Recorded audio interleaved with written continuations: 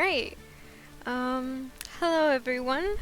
I'm gonna be playing Ace Attorney today. I'm very, very excited. I have a few new things, I believe, that should be showing up on my stream. If I did it correctly. If I didn't do it correctly, then I'm dumb. But I should have a tiny little fox on the corner of my stream, which I find absolutely adorable. I haven't come up with any names for them yet. And also, I tried to set up alerts, so I don't know if I did that correctly. So this is going to be a little bit of a test run on that. But I'm going to start playing the game.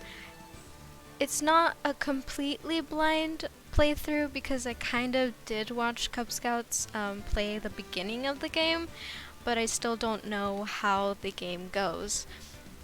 So it's still a blind playthrough. I didn't watch the whole gameplay. I just thought it was really good, and then I decided maybe I should just play it for myself instead of just watching. But alright. I don't remember if there's any voice acting, but if there is, that's fun. But if there isn't, I get to enjoy doing my shitty voice acting. So let's begin.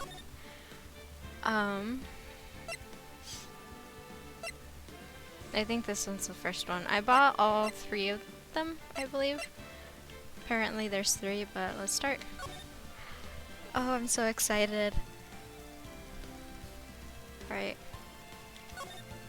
Play the first turnabout, yes.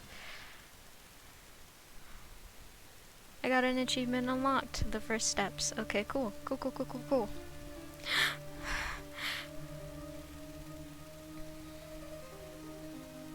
Okay, there isn't any voice acting, okay. Damn it! Why me? I can't get caught. Not like this! Oh, it's a man. Okay. Someone like him. I'll make it look like he did it.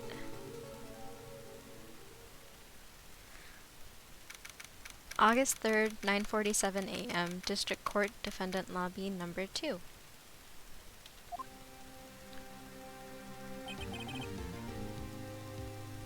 Hi, Randor! Welcome! Boy, am I nervous. Right! Oh, she's adorable. Oh, hiya, Chief. Phew, I'm glad I made it on time. Yeah, I got a tiny little fox. My friend also had I think they have a raccoon. And I was like, I want one, so I got a fox. I still don't have a name for them though, so I would love some name suggestions. I find them adorable. It should have greeted you. Did it greet you? I still don't know how to set that up. So I'm gonna just trust that it greeted you. Greg? Oh, like Gregory from, oh my goodness! Yes, I'm gonna name him Greg, or Gregory from Night in the Woods. Oh, you're so smart. Thank you for that. Phew, I'm glad I made it on time. Well, I have to say, Phoenix, I'm impressed. Not everyone takes on a murder trial right off the bat like this. It says a lot about you, and your client as well. Thanks. Actually, it's because I owe him a favor. And yes, it did greet me. Ooh, yay. A favor? You mean you knew the defendant before this case? Yes. Actually, I kind of owe my current job to him. He's one of the reasons I became an attorney. Well, that's news to me. I want to help him out any way I can. I just really want to help him. Oh, wrong person, I'm sorry. I just really want to help him. I owe him that much. It's over. My life, everything, it's all over. Is that your client screaming over there? Yeah, it's him.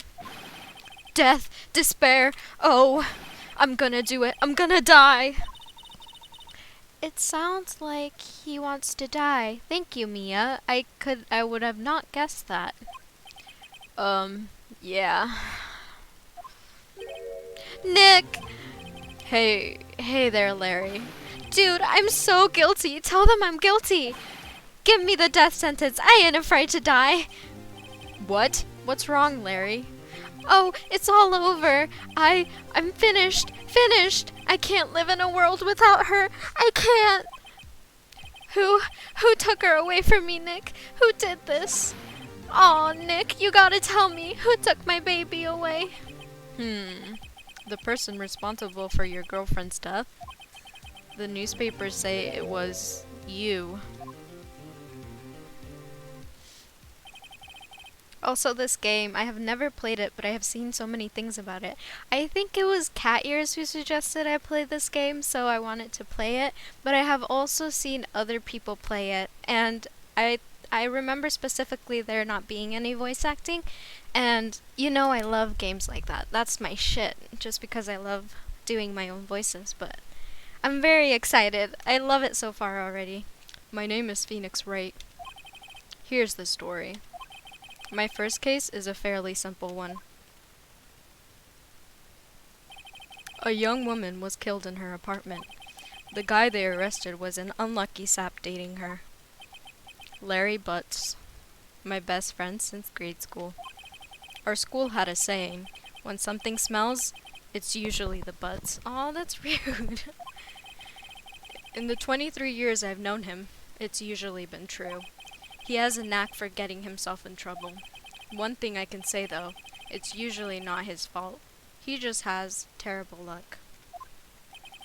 But I know better than anyone that he's got a good heart. That, and I owe him one, which is why I took the case, to clear his name.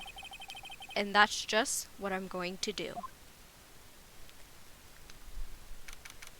August 3rd, 10 a.m., District Court, Courtroom number 2.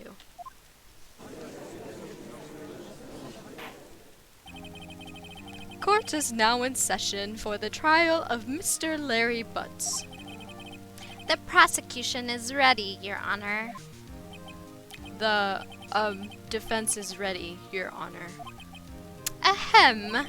Mr. Wright, this is your first trial, is it not? Yes, Your Honor. I'm, a little nervous. Your conduct during this trial will decide the fate of your client. Murder is a serious charge. For your client's sake, I hope you can control your nerves. Thank you, Your Honor. Mr. Wright, given the circumstances, I think we should have a test to ascertain your readiness. Yes, Your Honor. Hands shaking, eyesight fading. The test will consist of a few questions. Answer them clearly and concisely. I can't decide a voice for the judge, so I'm sorry. Maybe I'll give him an old man voice. I'm gonna do that next time. Please state the name of the defendant in this case. Larry Butts. The defendant? Well, that's Larry Butts, Your Honor. Correct. Just keep your wits about you and you'll do fine. Next question. This is a murder trial. Tell me, what's the victim's name? Hugh. Oh, I know this one. Glad I read the case report cover to cover so many times. It's... Wait. Uh-oh. No way, I forgot. I'm drawing a total blank here. Phoenix, are you absolutely sure you're up to this? You don't even know the victim's name? Oh, the victim. Of course I know the victim's name. I just forgot. Temporarily. I think I feel a migraine coming on. Look, the victim name is listed on the court record. Just press tab to check it at any time, okay? Remember to check it often. Do it for me, please. I'm begging you. Mr. Wright, who is the victim of this case? Okay, let's check, because I honestly have no idea. Attorney badge. No one would believe I would be a defense attorney if I didn't carry this. Time of death. Cindy. Her name is Cindy. Cindy. Oh, shit. Is it Cindy Block or Cindy Stone? Can I open it? Yeah. Cindy Stone, the victim in this case, a model. She lived in an apartment by herself. Okay. Cindy Stone.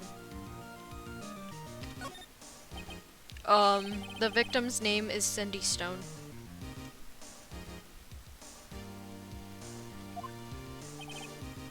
Correct. Now, tell me, what was the cause of death? She died because she was hit by a blunt object, if I remember correctly. Loss of blood due to blunt trauma. Yeah. She was struck once by a blunt object. Correct. You've answered all my questions. I see no reason why we shouldn't proceed. You seem much more relaxed, Mr. Wright. Good for you.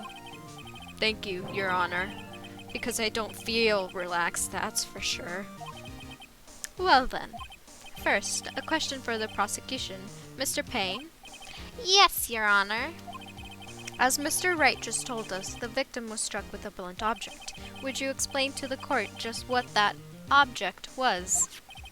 The murder weapon was a statue of the thinker. It was found lying on the floor next to the victim. I see. The victim accepts it into evidence. Statue added to the court record. A statue in the shape of the thinker. It's rather heavy. Right. Be sure to pay attention to any evidence added during the trial. That evidence is the only ammunition you have in court. Use tab to check the court record frequently. Oh shit, sorry. Must be Mia Fey then. Good thing I didn't read the chat. I would have accidentally put Mia Fey then. Mr. Payne, the prosecution may call its first witness. The prosecution calls the defendant, Mr. Butts, to the stand. Chief, what do I do now? Oh, wrong voice. Chief, what do I do now? Pay attention. You don't want to miss any information that might help your client's case. You'll get your chance to respond to the prosecution later, so be ready. Let's just hope he doesn't say anything. Unfortunate. Oh no. Larry gets excited easily. This could be bad. Mr. Butts. Yeah.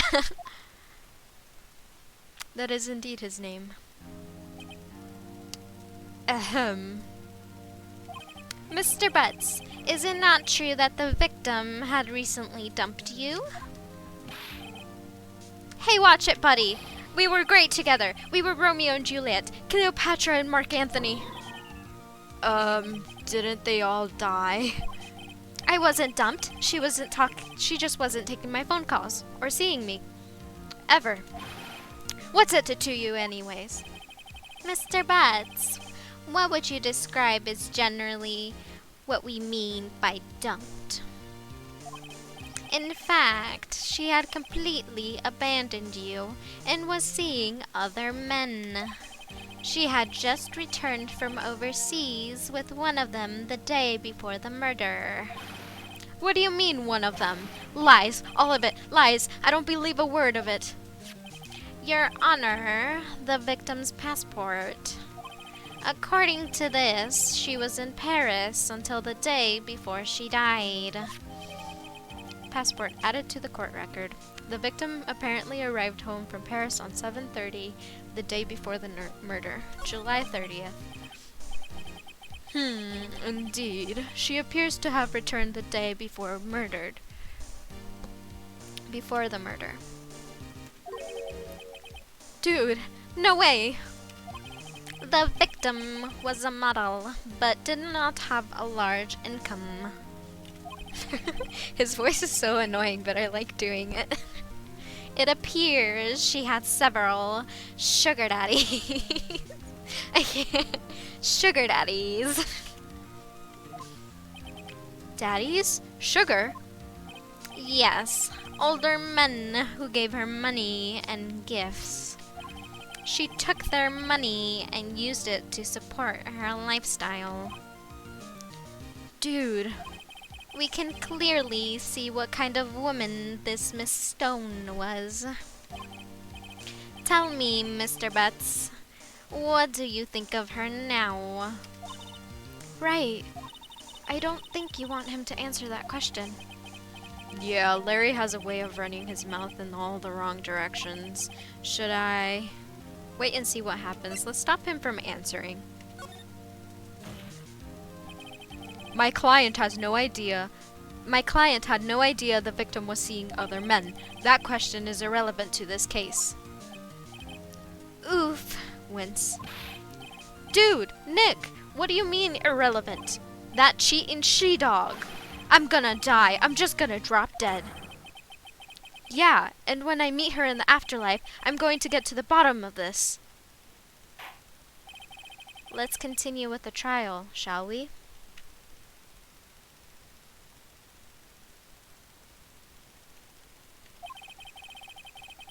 I believe the accused motive is clear to everyone. Yes, quite. Oh boy, this is not looking good. Next question. You went to the victim's apartment on the day of the murder, did you not? Well, did you or did you not? Well, maybe I did and maybe I didn't. Uh-oh, he went. What do I do? Have him honest. Have him... I don't know what to do for this one.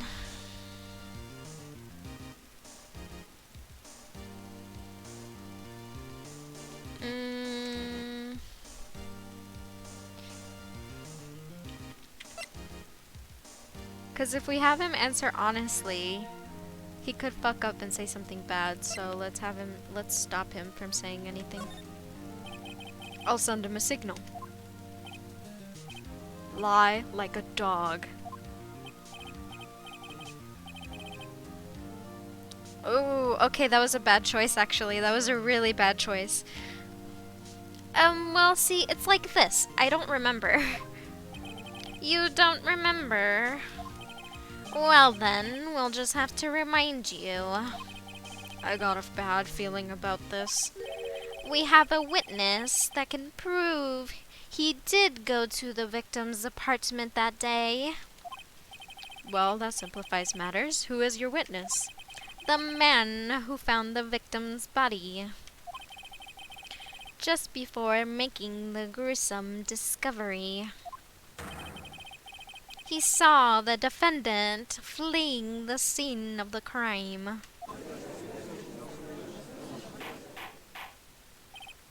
Order! Order in the court. Mr. Payne, the prosecution may call its witness. Yes, Your Honor.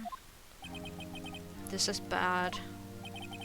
On the day of the murder, my witness was selling newspapers at the victim's building. Please bring Mr. Frank Sawwheat to the stand.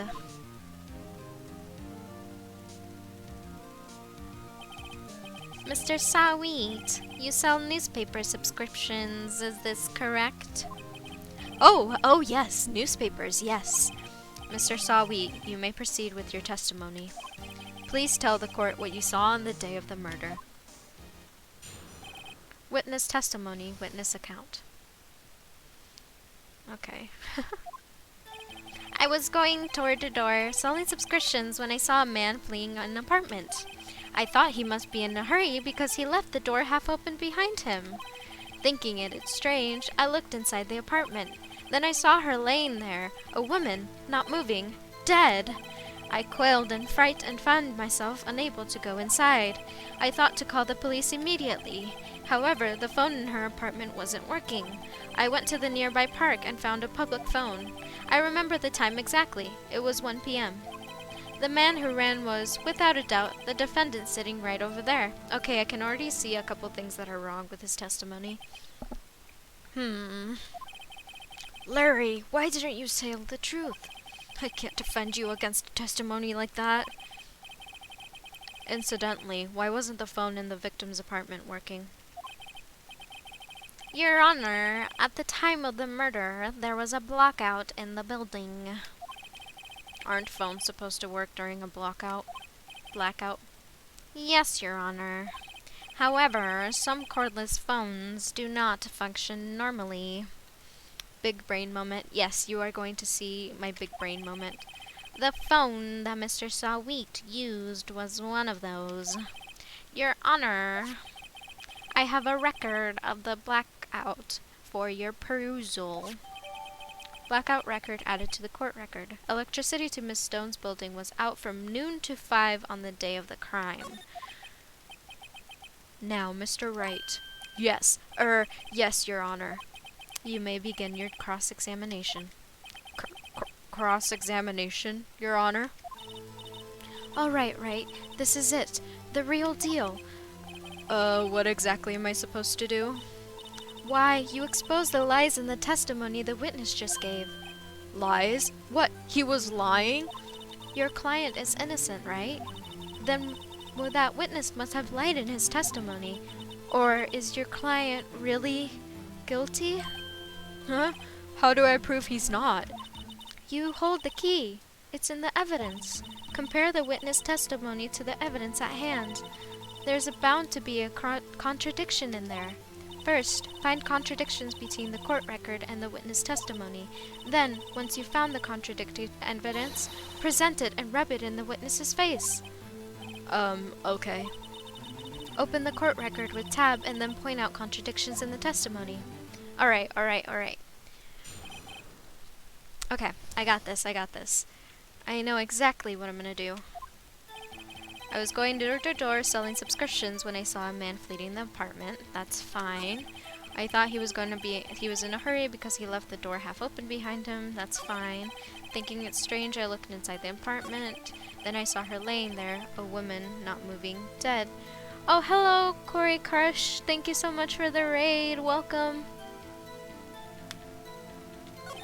I quailed in fright and found myself unable to go inside. I thought to call the police immediately.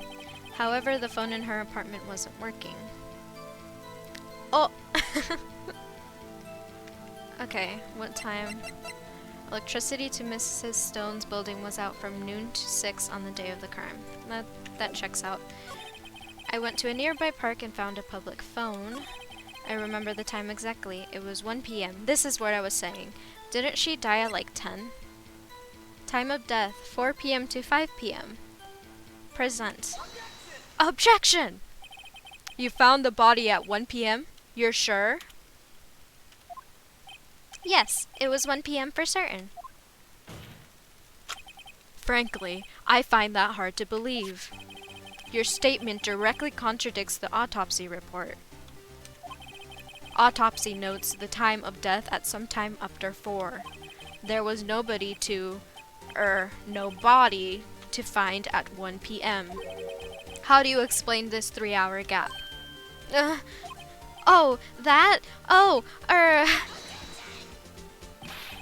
This is trivial. The witness merely forgot the time.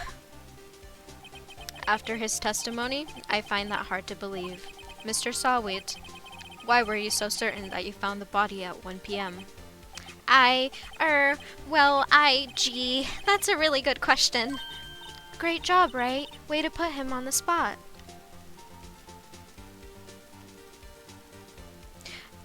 Es un juicio, no entiendo nada por no que se morse en inglés. Perdón. Es que puse el juego en inglés y usualmente yo hablo inglés. So, lo lamento, pero... I'm sorry about that. Oh no, there's a language gap. Perdón, ustedes no tienen que quedarse si no entienden.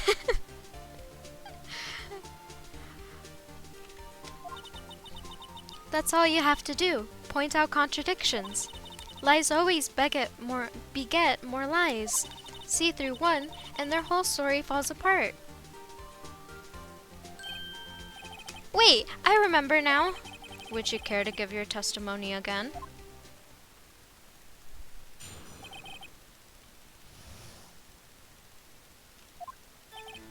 You see, when I found the body, I heard the time. There was a voice saying the time. It was probably coming from the television. Oh, but it was 3 hours off, wasn't it?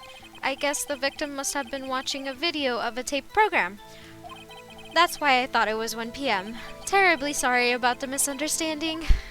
Okay, Wasn't there a blackout? So that's a lie. I see. You heard a voice saying the time on a tape program. Mr. Wright, you may cross-examine the witness. Alright. Right! You know what to do. I've got this one. I got it. I'ma finesse this. Just watch. You see, when I found the body, I heard the time. There was a voice saying it. It was probably coming from the television. Bitch, there was a blackout, so that can't possibly have happened. Present. Objection! Hold it right there.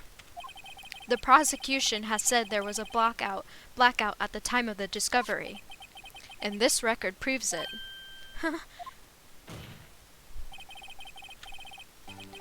You couldn't have heard a television or a video. The defense has a point. Do you have an explanation for this, Mr. Sawi?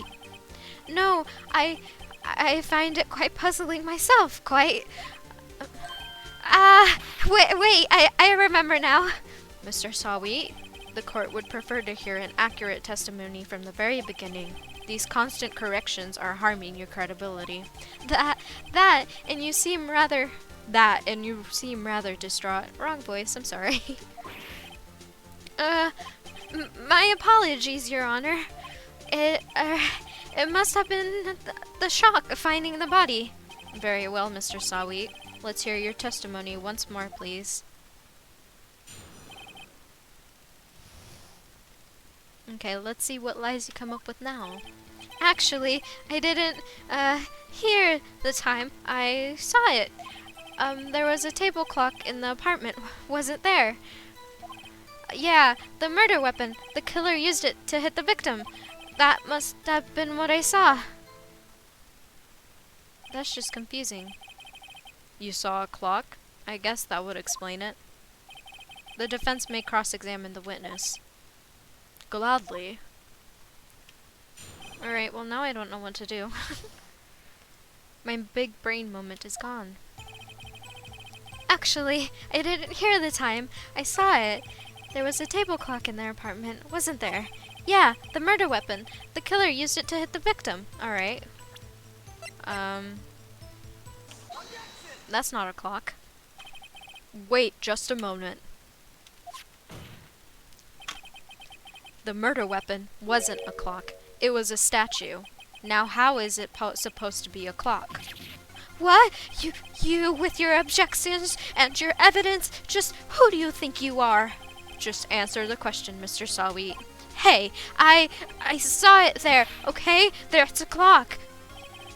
Your Honor, if I may. Yes, Mr. Payne. As the witness stated, the statue is indeed a clock.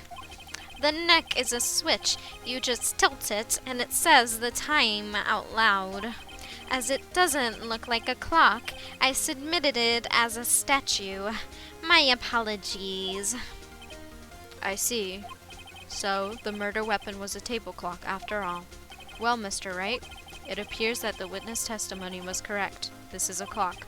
Do you have any problems with this testimony now? Yes. Your Honor, there is a gaping hole in the witness testimony. The only way he could have known that the weapon was a clock is to hold it in his hand. Yet the witness testified that he never entered the apartment. Clearly a contradiction. Indeed. The witness knew it was a clock because he went into the apartment. You're lying. You were inside the apartment on the day of the murder. Oh yeah? Prove it. Prove I went in there. I'll do better than that. I can prove you were the one who killed her. You struck her with the clock and the shock of the blow triggered the clock's voice. That was the sound you heard. Order in the court. Intriguing. Please continue, Mr. Wright. Yes, Your Honor. Mr. Sawi, the sound must have left you quite an impression on you. Understandable, since the murder weapon spoke just as he hit the victim.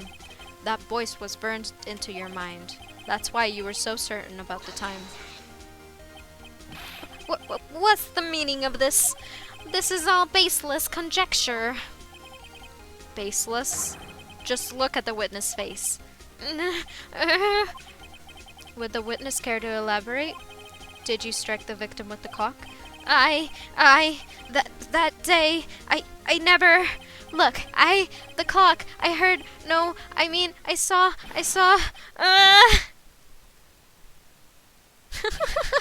Shut up, I hate you. It was him, I tell you, I saw him. He killed her, and he should burn, give him death.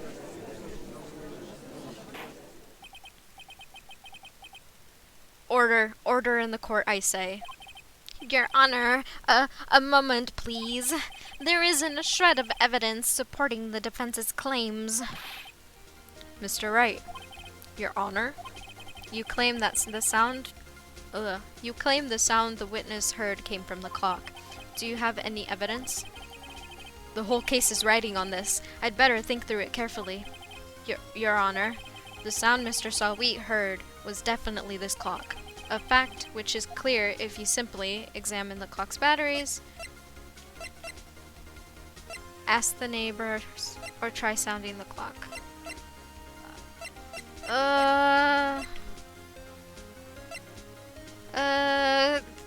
If you simply try the clock? Let's sound the clock now, here in this court. Your Honor, may I have the clock? I ask the court to listen very carefully.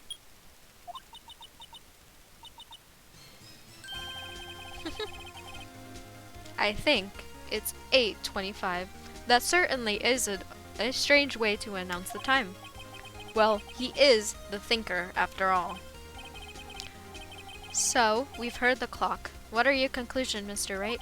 Mr. Payne, can you tell me what time it is now? It's 11:25. As you can see, this clock is exactly 3 hours slow. Precisely the discrepancy between what Mr. Sawit heard and the actual time of death. So, Mr. Sawit, try to talk your way out of this one. You forgot one thing. Uh-oh, what's he talking about now? Well, it may seem like the clock is running 3 hours slow. It proves nothing. How do you know it was running 3 hours slow on the day of the murder? If you can't prove that, you don't have a case. He's right. How am I going to prove that? Damn it, I was so close. Mr. Wright, it seems you lack the critical evidence to support your claim. Yes, Your Honor. This means I cannot let you indicate the witness. Unfortunately, this ends the cross-examination of Frank Sawit. I came all this way down here to testify, and look what happens. You treat me like a criminal. A criminal! This reminds me of that one Vine where it's like, when I was in the 3rd grade, everyone treated me like a criminal because I killed somebody. Your lawyers are all slime. I almost had him. Sorry, Larry. I failed you. There's nothing I can do about it now. Not so fast, Mr. Sawis. Chief. Listen up, Wright? Don't throw this one away. Not like this. Think. But Chief, it's over. I can't prove the clock was slow the day of the murder. Nobody can prove that. Well, yes. But that doesn't mean you can't still win. Try thinking out of the box. Don't waste your time doubting the facts. Assume the clock was 3 hours slow and think through it. Ask yourself, why was the clock 3 hours slow? Figure out the reason, and you'll have your proof. Right? Right? Can you think of a reason to why the clock would be 3 hours slow? Yes. Wait, maybe I can prove it. You must have the evidence somewhere that can prove it, right? Find it and let them have it. Well, Mr. Wright, you say the clock was already running slow on the day of the murder. Have you found evidence to support this claim? Of course. There is a piece of evidence in the court record that can prove my claim beyond a doubt. Ha!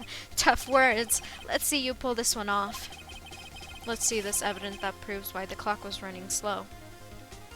Time of death. Let's try the passport. Because wouldn't there be like a delay? Because she was in Paris. I don't know if Paris is like 3 hours delay, but... Boom. The evidence had just returned home from abroad the day before the murder. As we all know, the time difference between here and Paris is 9 hours. When it's 4 p.m. here, it's 1 a.m. the next day there. The clock wasn't 3 hours slow, it was 9 hours fast. The victim hadn't reset her clock since returning home. That's why the time you heard when you struck her dead in her apartment was wrong. Proof enough for you, Mr. Sawwheat, or should I say, Mr. Did It. Good job, Phoenix.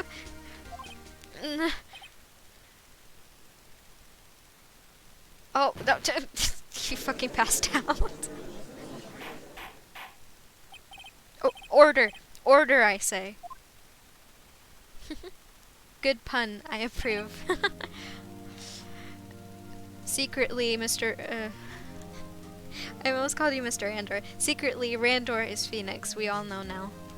Well, this case has certainly turned out differently than we all expected. Mr. Payne, your witness. He was arrested and has been taken away, Your Honor. Very well. Mr. Wright? Yes, Your Honor. I have to say, I'm impressed. I don't think I've ever seen someone complete a defense so quickly, and find the true culprit at the same time. Thank you, Your Honor. At this point, this is only a formality, but this court finds the defendant, Mr. Larry Butts, not guilty. Hell yeah, we did it, we did it, we did it, yeah, lo hicimos. So I am Jonas and Phoenix now? Interesting. Yeah, you're just like every character ever. And with that, this court is adjourned. Oh, that was awesome.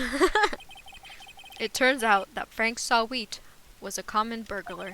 He posed as a newspaper salesman to check and see when people were out of the house. That day, when Larry went to her apartment, the victim wasn't home.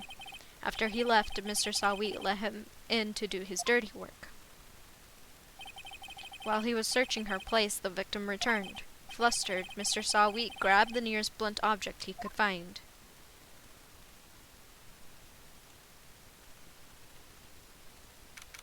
August 3rd, 2:32 p.m., District Court Defendant Lobby Number 2.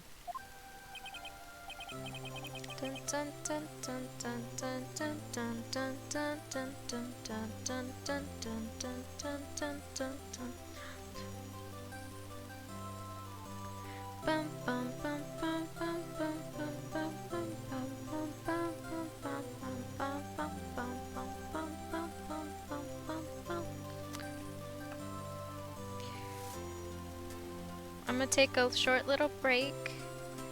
We jamming? Yeah, we're just we taking a break to jam to this music because it's fucking nice.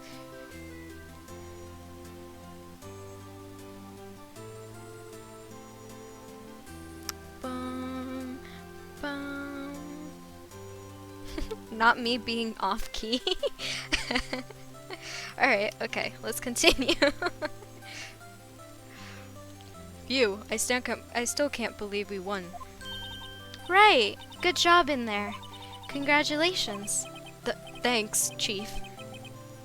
I owe it all to you. Not at all, not at all. You fought your own battles in there. It's been a while since I've seen a trial end on such a satisfying note. I've never seen the Chief looking this happy. If she's this glad, imagine how Larry must feel. My life is over! Larry, you're supposed to be happy. Aw, Nick. Don't worry about me. I'll be dead and gone soon. Good. Wait, no, I mean bad, bad, bad, bad. Larry. Oh, wrong voice. Larry, you're innocent. The case is closed. But my Cindy Wendy's gone, man. Gone forever. Larry, she was nah. Never mind. Congratulations, Harry. Harry? Yes, you. I can practically see the headlines now. Harry Butts, innocent. Thanks. I really owe you one. I won't forget this, ever. Let's celebrate. Dinner, movie, my treat. Oh no, I couldn't. Hey, I was the one who got you off the hook. Oh, hey! Here, take this. It's a present. A present? For me? Wait, wasn't this the evidence that... Actually, I made this clock for her. I made one for her and one for me. Really? You made this? Well, thank you. I'll keep it as a memento. Yo, Nick. Can you believe it? I was so into that chick. And she was just playing me for a fool. Played you like a fucking fiddle, my guy. Don't that make you want to cry? Larry. Are you so sure?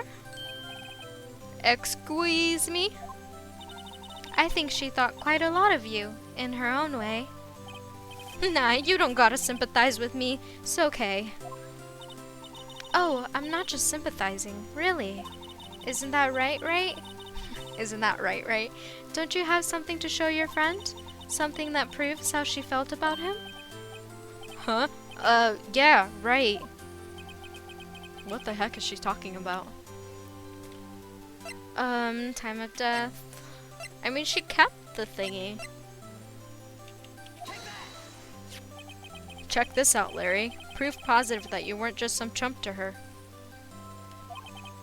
Huh? What about that clock? This is the clock you made for her, Larry. And she took it with her when she traveled. Whatever, she probably just needed a clock, that's all. You think so?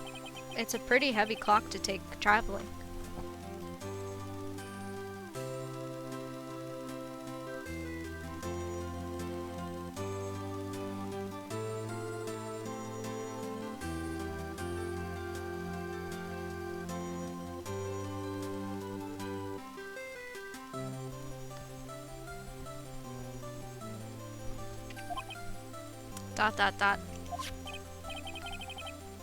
Well, make of it as you will. Hey, Nick. I'm glad I asked you to be my lawyer. Really, I am. Thanks. Hope that made him feel a little better.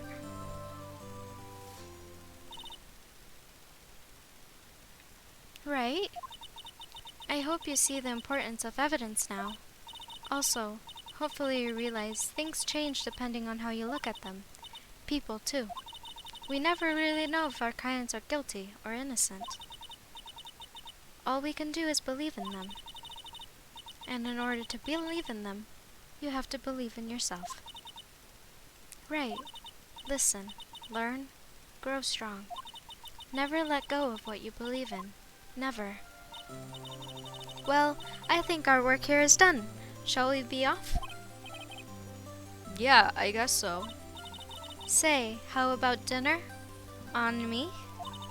We'll drink a toast to innocent butts. Yeah. Oh, speaking of Harry, you were saying part of why you became a lawyer was because of him. Yeah, part at least. You'll have to tell me more about it sometime. Maybe over drinks? Ooh, she's interested. And so my first trial came to a close. Larry slapped me on the back and said, "Gee, Nick, it's good to have friends. But I'm pretty sure he's not going to pay us, unless you count the clock he gave to Mia." I didn't know it was I didn't know it then, but that clock was soon going to be the center of another incident. And my promise to tell the chief about me and Larry would be one promise that I wouldn't be able to keep. Oop. That doesn't sound good.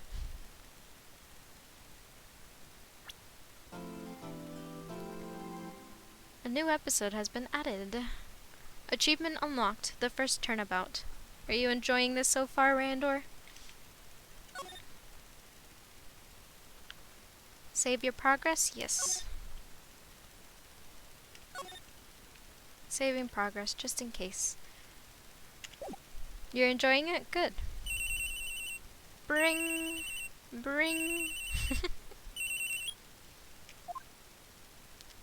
Hello? This is Maya. Hey Mia, it's me. Oh, I don't know this voice. What voice should I give her? Mia, what's up? You haven't called in a while. Sorry, I've been so busy. How've you been? Well, lonely, and it's all your fault. Nah, I'm just teasing. I've been great. I'm finally getting used to having my own place. That's good to hear. Actually, I'm calling because I have a favor to ask. I know. You want me to hold evidence for you? Sharp as always. There's a lot of buzz about the upcoming trial. I just don't feel safe keeping the evidence here. I gotcha. So, what is it this time? It's a clock. A clock? Yeah, it's made to look like that statue, the Thinker, and it tells you the time. I thought you might like it. You always liked toys. Hey, I'm not a little girl anymore, sis. Now, you know I'm only teasing. Ah, I should probably tell you, the clock isn't talking right now. Huh? It's not working? That's lame. I had to take the clockwork out, sorry. I put some papers inside it instead. Papers? Is that the evidence then? Well, there's a possibility that it might turn out that way, yes. Can you come by the office tonight, say 9, to pick it up? I'll be in pre-trial meeting until then. Oh, wrong voice. I'll be in pre-trial meeting until then. Okay, sis, but I expect dinner, something good. Like burgers. I could really go for a good burger. Okay. We'll hit the usual joint. Alright, it's a deal. Okay, sis. See you soon. Yep, I'll be waiting, Maya. Oh, their name is Mia and Maya. Conversation recorded, September 5, 9:27 a.m. September 5th, 8:57 p.m. Faye & Co. Law Offices. How dare you start this without letting me know? I thought, okay, to be fair, I was going to give you a DM and tell you I'm going to play Ace Attorney very soon. You should watch, but I wasn't sure if this was the game you were talking about because I saw a bunch of other Ace Attorneys, so I kind of guessed. I'm sorry. I should have let you know, though. We're still at the beginning, if that makes you feel any better. Also, do you like my box? Did it say hi to you like it's supposed to? It's named Gregory. Or Greg. Yeah, he's cute. Good. Okay.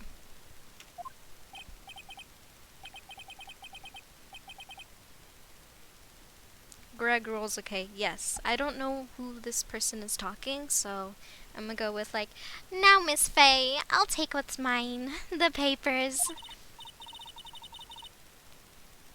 Who's Mia? Mia? Okay. I'm sorry, but I can't give you what I don't have.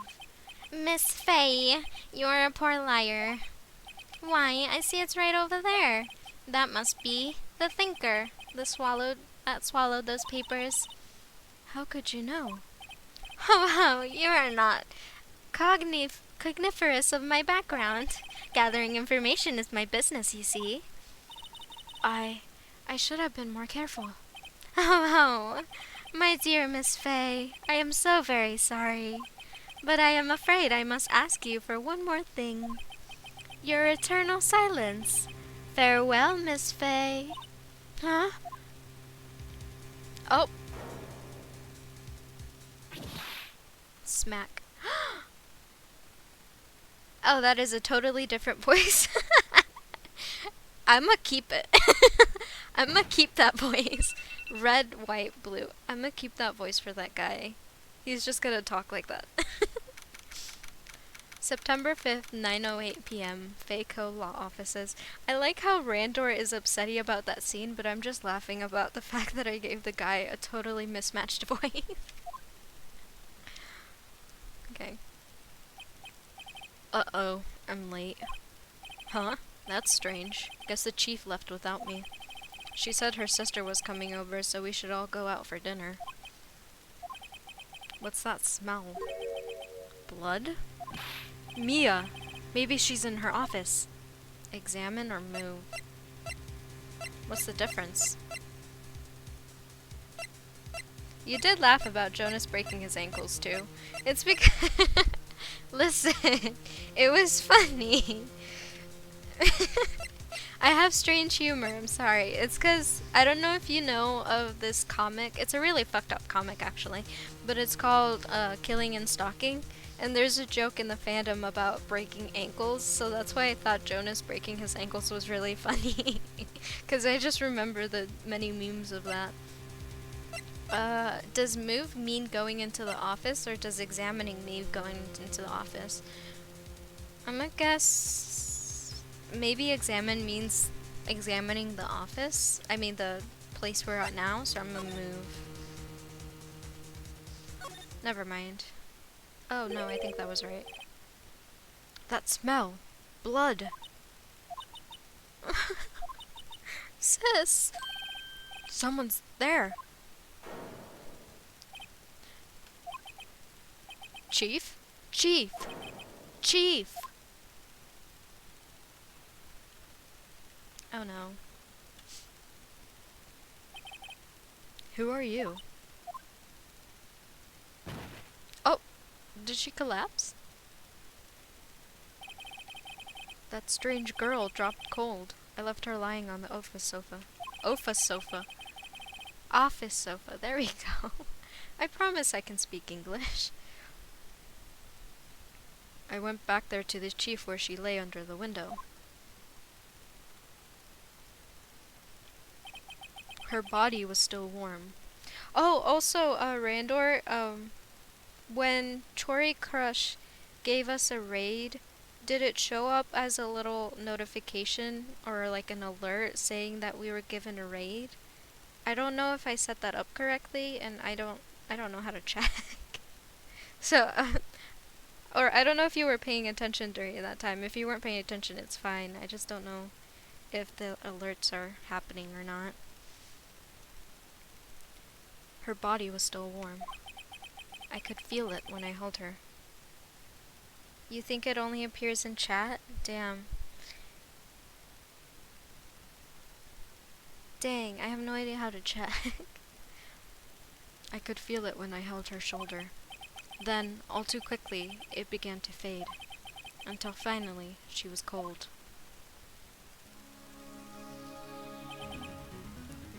You can check it real quick. It's fine if it's if you don't. I was just curious. Chief. Let's examine.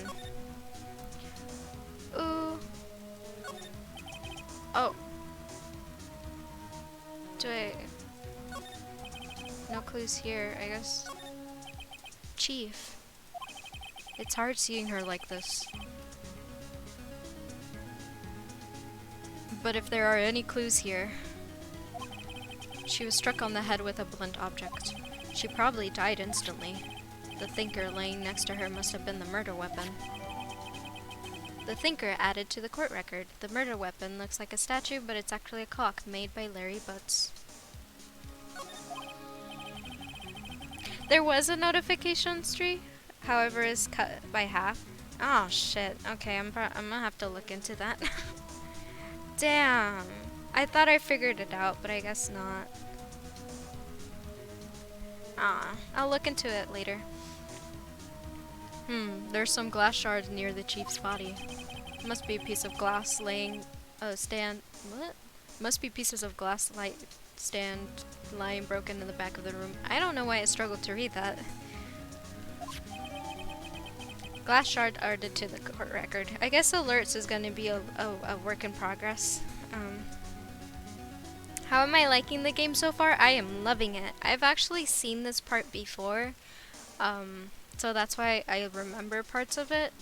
But after, I think the second, or I don't remember when I stopped watching this one person play it, but I really like it. At a certain point, it is going to be new to me, but yeah, I really like it. Nothing else seems like a clue here. A piece of paper. It must have fallen from Mia's hand. What could it be?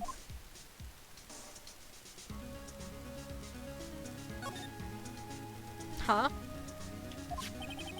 The word is written in blood on the scrap of paper.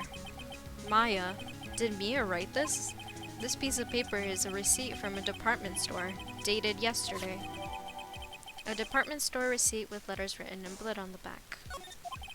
I think that's enough snooping around for now. I'd better call the police and find out what that girl is doing here.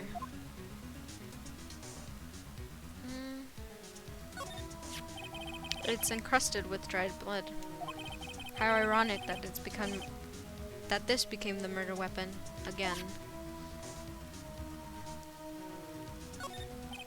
It's painful to look, but I have to, for Mia's sake. Looks like she was hit in the head with a blunt object. She probably died instantly. Okay, yeah, I already saw that. Is there anything else I can examine? Some shards of glass are scattered on the floor. They seem to be remains of the glass light stand. Oh, I already done all that stuff. Oh! There's a large building right across from the office. The Gatewater Hotel. A nice luxurious place. Alright. Is there anything else? Oh. The chief's chair. A simple, functional design. Feels pretty good to sit in too. Okay, I think that's all the evidence, so... What does Q mean? Oh shit, there's a whole other half of the room to examine. Already examined the chair. Fay & Co. Ledger book. Everything is written in the chief's ultra-neat handwriting. It's a small office, but it makes a good bit of money. A perfectly normal office desk. Wait, holy shit, I just realized what's happening. What's happening? Care to let the rest of the group know, Randor? The chief had a very particular policy about office decor. Spend big on stuff the clients use, but keep your own stuff simple. Surprisingly, the chief was never good with machines. About all she used this PC for was email. She picked up this ancient model at some garage sale for practically nothing. It's, that woman from the court. She don't be looking good. I'm a bit slow with noting the... It's okay. Did you not realize she was dead?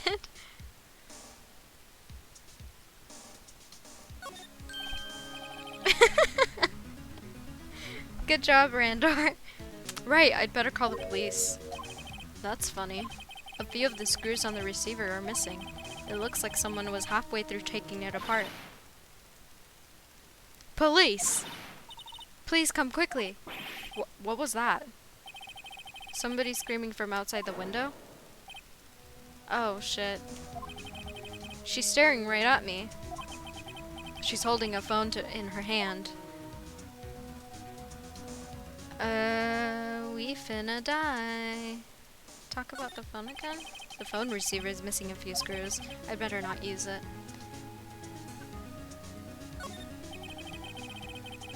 All the chief's important documents are packed in here.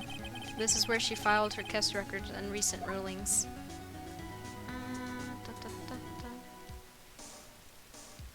Is that something else? Okay.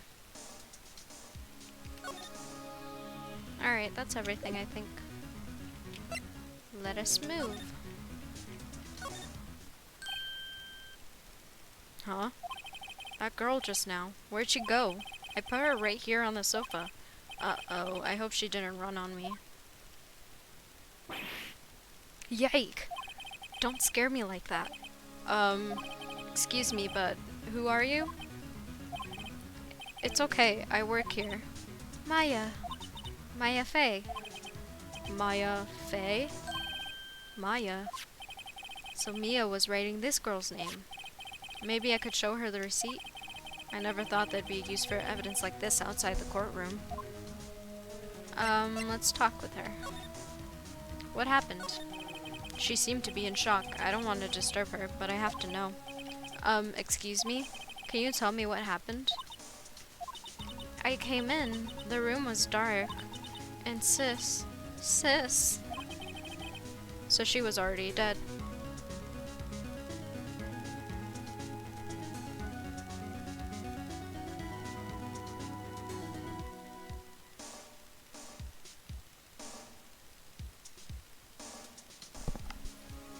She's sus? How can you say it, Cat Ears? I thought you already played this game.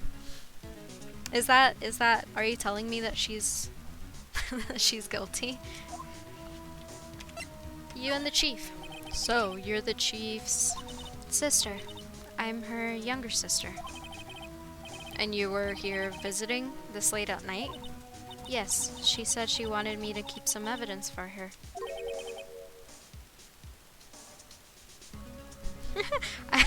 I did only like 15 times, so I don't remember. 15? Wow. Yes, it was the clock. It was the thinker. Alright, I guess I can't ask you anymore. Let's present her with the receipt. Before Maya died, she wrote a message on her own blood. She wrote it on the back of this receipt. Huh? That's my name. Why? Why would she write my name? Please, just calm down. Why would sis write my name? Uh-oh, now I've done it. Uh-oh. Huh? The police. Sounds like they're coming this way. Freeze! Police! We gonna get arrested. Alright, I'm Detective Dick Gumshoe, see? Gumshoe? That's an odd name. We received a report about the building from the building across the way, see? Got a person saying they saw a murder. It must have been that woman I saw. Anyways, I don't want either of you moving an inch, okay? Great. Just great. Maya, wait, she couldn't have, nah. Whoa! Excuse me. Eek! This word Maya mean anything to you? That's my name? What? The victim drew this here note in her blood, see? With her dying breath, she wrote down the killer's name. Killer? I'm not. Case closed. You're coming down to the precinct, ma'am. What? I don't like Gumshoe's voice. But I don't know. I can't do very deep voices. Mia's younger sister, Maya, was arrested on the spot. I was taking him for questioning, but didn't get out until next morning. My eyes were heavy, but I couldn't sleep. I sat around waiting for visiting hours to begin at the detention center. I had to talk to Maya as soon as possible. September 6, 9:07 a.m. Detention Center. Visitor's room. Wow, they have poor Maya locked up like a criminal. Oh! It's you, the lawyer. Good morning. Good morning. She looks so tired. Hostage, thank you so much for the raid. I really appreciate that. How was your stream? You love the soundtrack of this game? I really love it so far, too. I'm sorry for the raid notification being weird. I don't know how to fix that. Perfect timing to come here. Yeah, it's getting interesting. Are you going to be my attorney? Well, that's what I wanted to talk to you about. It's up to you. Of course I will. Sorry, not a chance. It's up to you. Stream went well. I'm glad. It's the 3 million old guy. Yes, Hostage is 3 million years old. I better give it to her straight. Also, cute fox in the corner. Thank you. I got it, and it's adorable. And his name is Gregory, or Greg for short. You know, from like welcome. Welcome. Sorry, no, not welcome. Yeah, Randor helped named him. I'd better give it to her straight. It's up to you. Up to me? Yes, I don't think this is something I should decide. After all, you're the one in trouble here. They're never going to believe me, are they? Even you, when you found me in the office, you looked at me like I had done it. Did I look at her like that? No, I never thought... It's okay. I understand. And I've also heard about you. Heard? Heard what about me? I was talking to my sister on the phone the other day. Today was my junior partner's first time in court. Wow, really? How'd that go? It was quite the scene. Honestly, I was on edge the whole time. It's been a while. Huh, so he crashed and burned? He's a genius. One of those strike fear into the hearts of evil types. The only thing he's lacking is experience. Huh, that sounds like it was fun. Well, I know who to go to if I might ever get in trouble now. I don't know, Maya. I think you might want to wait. Give him 3 more years. That is, unless you want to be found guilty. That's rude of her. It only took you 2.5 hours to play through Unfinished Swan. Wow, Hostage, you have a lot of catching up to. That's what she said. I'm sorry. I didn't mean to insult you. No, it's okay. It's true, I guess. But at the same time, I can't just sit by and watch. When I think of the person who did this to Mia. I know. Okay, let's talk to her. Maya, there's something I've been wanting to ask you. Yes? What's with that outfit? Oh, this? This is all acolytes wear. It's my uniform, you could say. Acolytes? Like people in religious training? What is it you do? Oh, it's nothing strange, really. I'm a spirit medium. In training. A spirit medium? I'm pretty sure that qualifies as strange. The day of the crime. Could you tell me about the day of the murder? Yes. Let's see. That morning, I got a call from my sister. She wanted me to hold on to a piece of evidence for an upcoming trial. Evidence? Yes, that clock shaped like the thinker. The one Larry made. How could that have been evidence in the case? Right. She said something about that. I remember. Do you want to hear it in her own voice? Her own voice?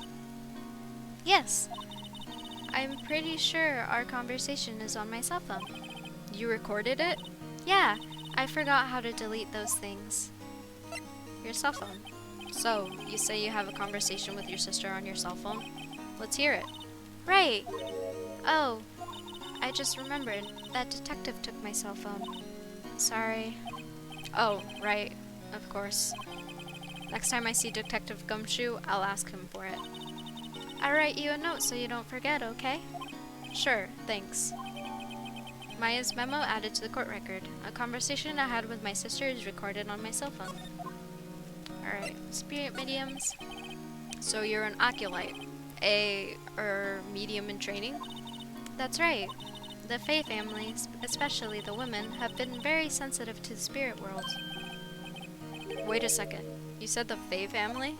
So Mia was into this stuff too? Of course. She left the mountain to follow her career, she said. Her powers were first class too. I had no idea. Hmm. Oh, wrong person. Wait, What? so you're a real honest-to-good spirit medium? With ESP and all that? Yes. In training. Well, can't you contact me as spirit then? We could just ask her who killed her. Huh? I'm sorry. I'm still in training. I couldn't do something on that level. I thought that would be too easy. Uh, um, Huh? Something the matter? I was wondering, could I ask you a favor? This is the address of a famous lawyer. My sister gave this to me a long time ago. She said if I was ever in trouble, I should call him. And well, I'm in trouble. Do you think you could go ask him to represent me? Sure. Sure, why not? I'll go ask. Thank you so much. I have no one else to turn to. Huh? Say, what about your... Say, what about your parents? I see. Don't worry, leave it to me. Thank you. The trial's tomorrow at 10. What? Tomorrow? Tomorrow. What if this guy refuses? They told me if I don't find one, the state will pick an attorney to defend me. When will that happen? They're giving me until 4 this afternoon. And visiting hours are almost up. I'd better hurry. Right, I'll be back. I guess I have to go. Can I examine anything? The balloon maniac. Hostage is most definitely the balloon maniac. Smile for the camera.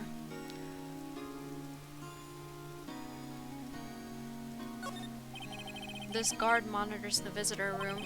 He hasn't moved an inch. A real pro, this guy. Okay, that's all I can look at. So, let us move. Let's go to Grossberg's law office. September 6th, Grossberg's law office. According to the receptionist, the big boss is out. She couldn't say when he'd be back. It must be hard to keep track of everything when you're a famous lawyer. Not to mention run an office like this. I guess I'll just have to come back later. Let's examine while we're here. I'm guessing he smokes. A table for clients. An elegant ebony case, and if I'm not mistaken, that lighter's made of solid gold. Holy shit.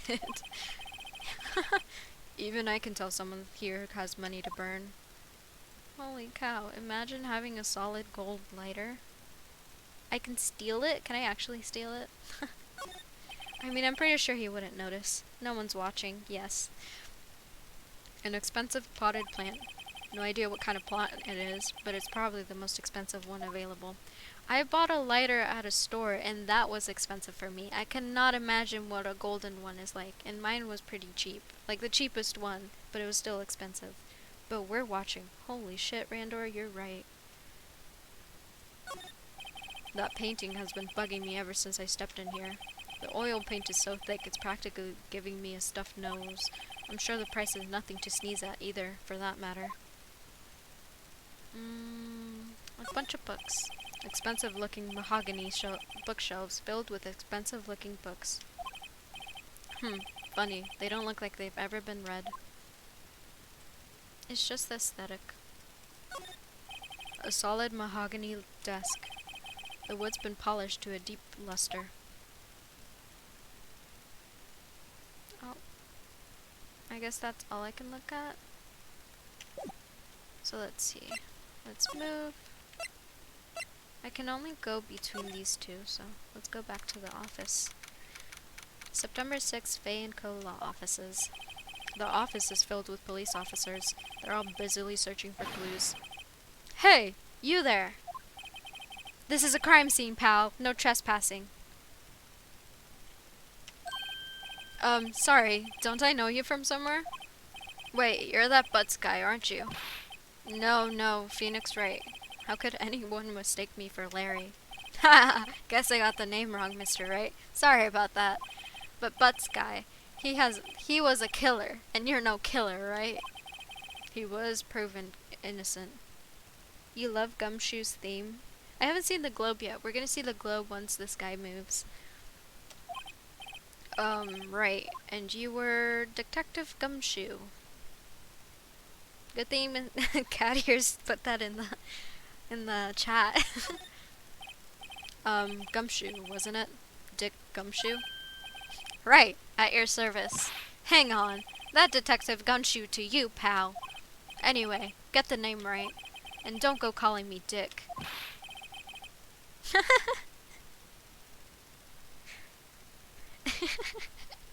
Hey, Dick, get over here. Yes, sir. be right there. You're her lawyer, right, pal? If you got business here, you better do it quick. Phew, he thinks I'm Maya's lawyer. Alrighty, let us examine so he can move. The plant. Mia's favorite potted plant. I remember I had this bizarre name no one could ever remember. Cordyline stricta, pal! Who was that? The sky is blue, and so am I. Mr. Butts and Dix, the 12-year-old inside me can't take this. You gotta, Randor. This is about murder, not, jokes. There's that hotel right across the way.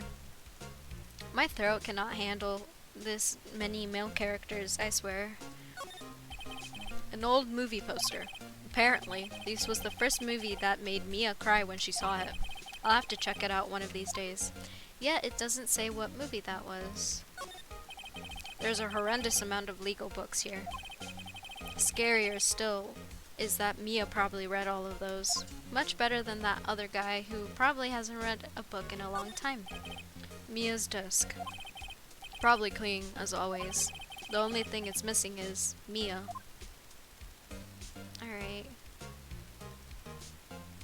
Okay. I guess there's nothing I can do there. Let us talk to him. Maya. About Miss Faye. Did you get the autopsy? Huh? You wanted to know the results, eh? Now, don't you look at me like that, pal. It's no use.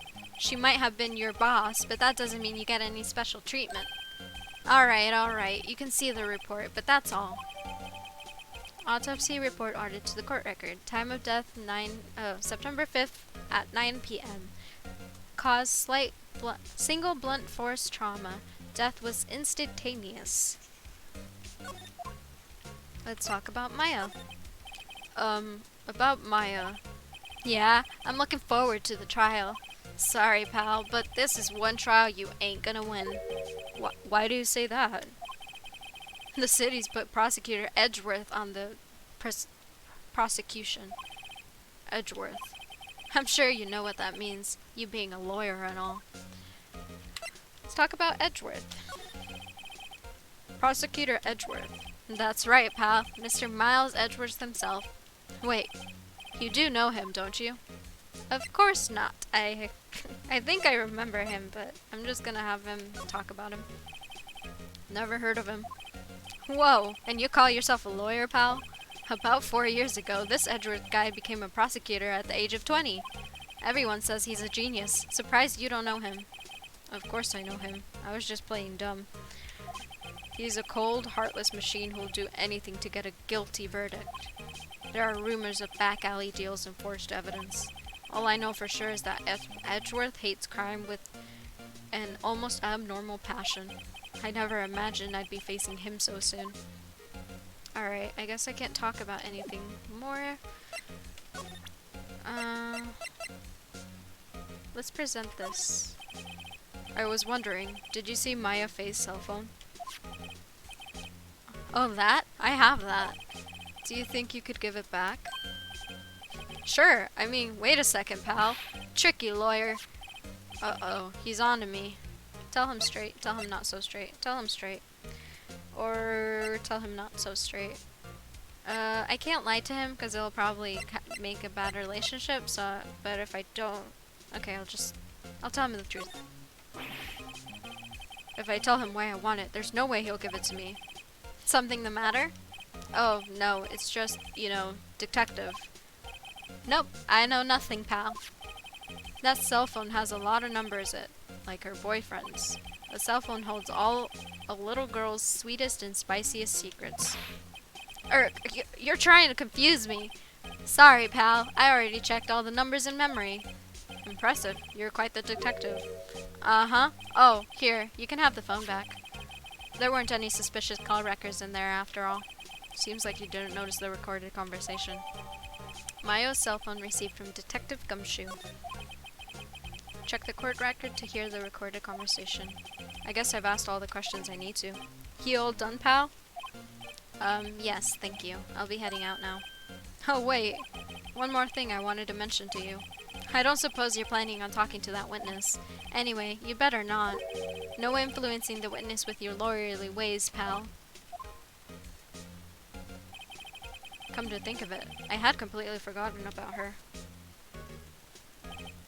The witness? Yeah, Miss April May. I'm sorry about this, but I can't tell you anything about her. Well, you just told me her name. Miss May, huh? So you've sent her home already then? Ha ha ha ha! You're trying your lawyer tricky ways on me now. She's not to go outside her room until the trial. So she's still in the hotel across the way. I guess I should have known better than to try to get a detective to leak information. You got that right, pal. Time to pay her a visit to Miss May. Alrighty. I guess I can't present anything else. So, let us move. I can check to see if that detective guy is back. But apparently he is not, so let's go to the hotel. September 6th, Gateway Hotel, room 303.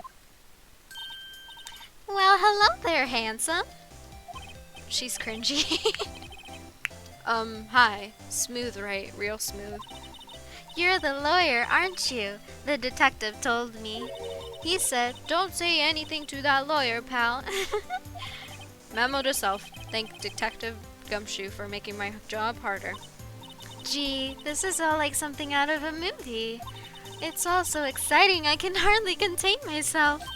Oh, let me freshen up so I can look the part of the beautiful eyewitness. I pity the lawyer that has to cross-examine this one. That's gonna be you, my guy. Cha-cha, real smooth. Alright, let's examine. I already see this sticking out. There's a screwdriver stuck in this drawer.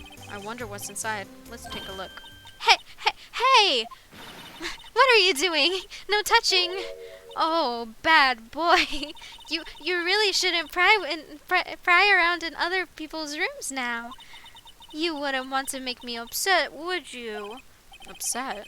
I thought she was going to explode for a second there. I wonder what could be inside that drawer. Alright, let's see what I can examine without her flipping on me. The flowers are fake, as expected. I know sunflowers and tulips, but that's the extent of my flower knowledge. What about roses? That's pretty basic flower knowledge. And a still scene painting. Wait, should that be still life? Whatever, one of those is hanging on the wall. The late summer sunlight streams through the window. There's Faye & Co. Law Offices building, of course. You can see the inside of the room pretty clearly from here. I think it would be a little difficult to recognize a face from this distance, though. I can talk about the bed. A simple bed. It's been recently made. Nothing eye-catching here. No clues here. No, I meant the wine. A bottle and 2 glasses are on the table. Somebody must be staying with her. Keep that in mind, I guess. What's inside, I wonder?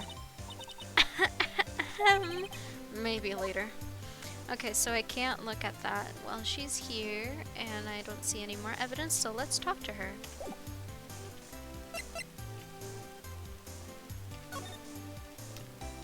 What you witnessed. Do you think you could tell me something? I need you to describe what you observed at the time of the incident. Oh, observe, incident. You sound like a lawyer in the movies. I like a man with a big vocabulary. Better not encourage her. You know that thing that happened the other day? The bad thing?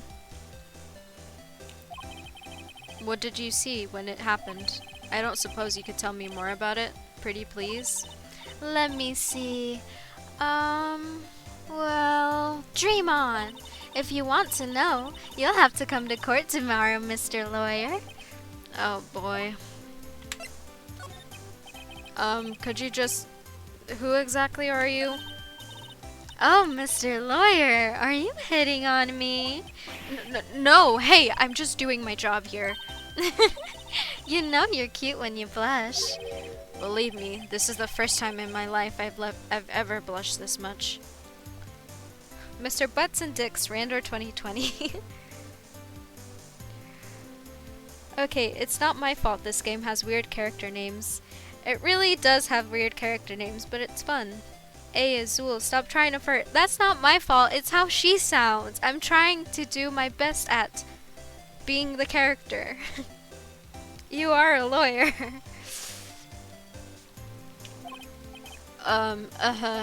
Right. Can you just tell me what it is that you do? Well, no. And you had your little hopes up, didn't you? Oh boy. Let's talk about the room. I see there are 2 glasses on the table. Is someone staying here with you? Oh, what amazing powers of observation. You must be one of those famous detectives like on television. Oh no, not me. I'm, just a lawyer.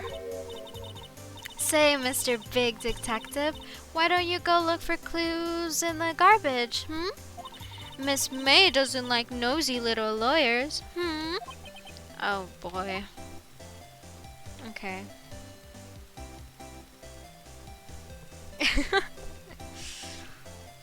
I guess it just counts whenever Hostage sees you do an interesting quote, Randor, so it doesn't have to be on his streams. Alright, well I guess I can't talk to her more, so let's go back to the detention center and tell Maya. Hey! What is it? Did you meet the lawyer? Sorry, I haven't seen him yet. I see. I'd better go see if I can find this elite lawyer she's talking about. Can we talk about anything? The day of the crime. Could you tell me about the day of the murder? Didn't I already talk about that? Sorry, I know it must be hard. No, it's okay. All I've been doing the last few hours is talking about it. I've kind of gotten used to it. Let's see, that morning I got a call from my sister. She wanted me to hold on to a piece of evidence for an upcoming trial. That's the thinker clock that Larry made. It practically qualifies as a serial murderer by now. So then, when did you arrive at the office? It was around 9. The lights were off and I could smell blood. Then I found her. My sister. Thanks, Maya. That's all I need to hear for now. Let's talk about your family. What about your family? I only had my sister. My father died when I was very young, and I don't know where my mother is. Don't know. So she could still be alive? Let's talk about the mom. The women in my family have been mediums for generations. They say a lot of spiritual power runs in our blood. About 15 years ago, our family was involved in an incident. There was a man, and he ruined our mother's life. Ruined? After that, she disappeared. Several years after that, my sister announced she would become a lawyer, and she left the mountain. So you live by yourself? Yes, I've gotten used to it. Oh, also, I had to become independent, or I would lose my powers. I feel bad for her, all by herself up on that mountain. Your mother's enemy. So, who was this man who, ruined your mother?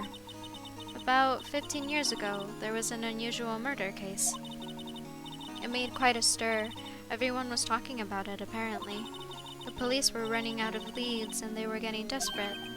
Wait, they didn't use a spirit medium, did they? The police convinced my mother to try and contact the victim. Wow, so what happened? The case was solved. We thought. You thought?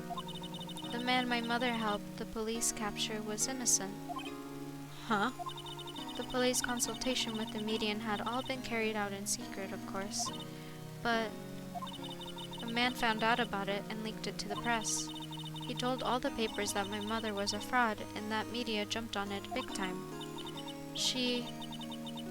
My mother, became the laughing stock of the nation.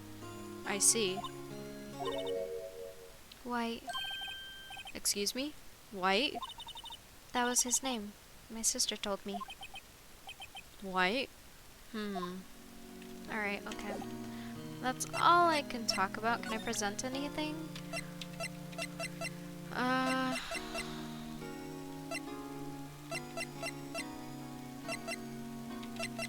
Oh, I can check this, I guess.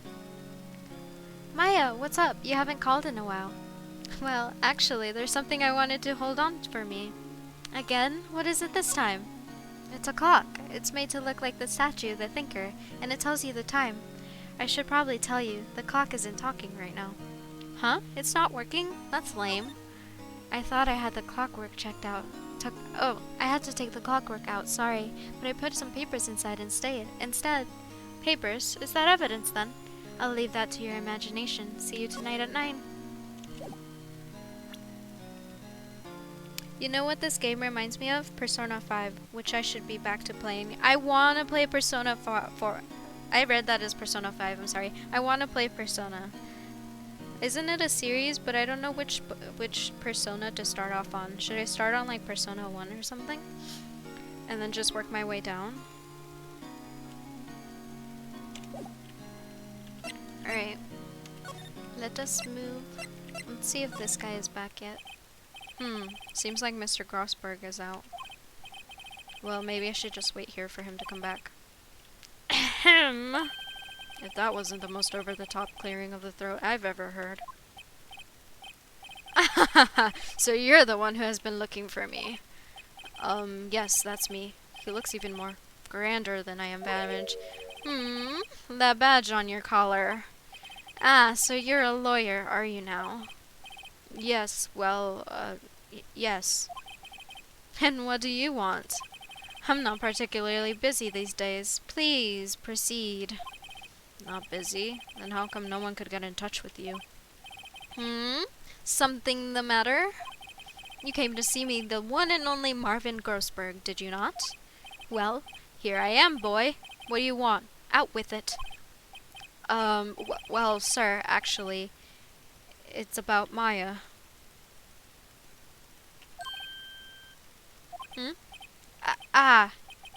Yes, Maya Fey.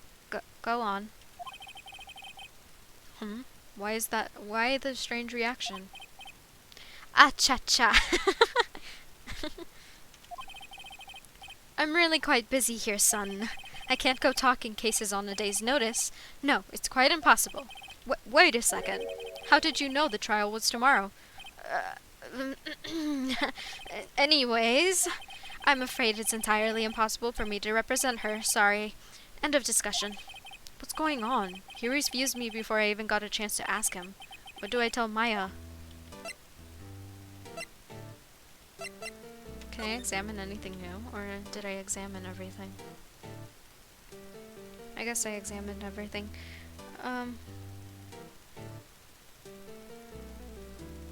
Persona 4 is the only one on PC? Oh, dang, that sucks.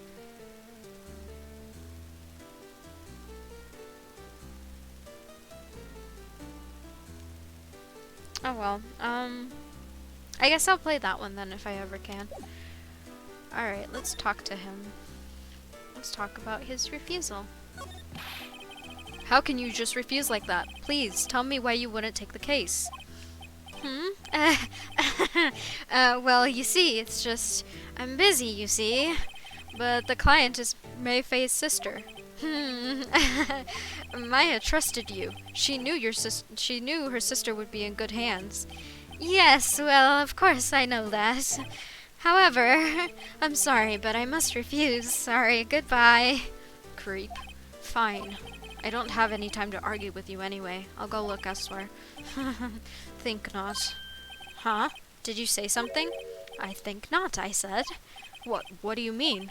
I'm terribly, terribly sorry, but I'm afraid that no lawyer worth their salt will take on this particular case.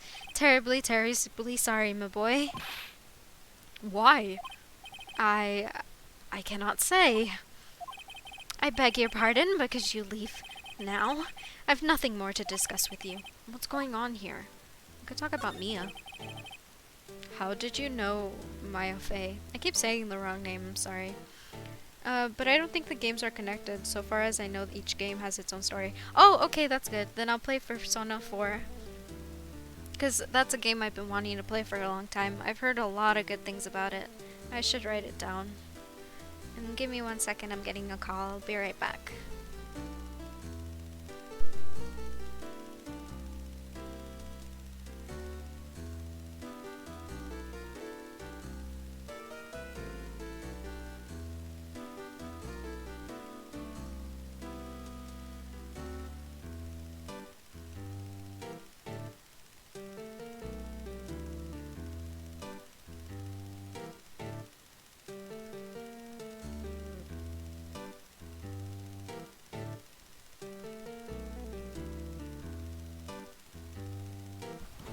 Okay, I'm back. I was just only getting a call about a noise complaint and I'm apparently being too loud.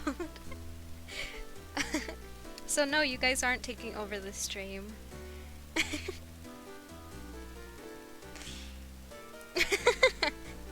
You guys are so silly. You guys make my day.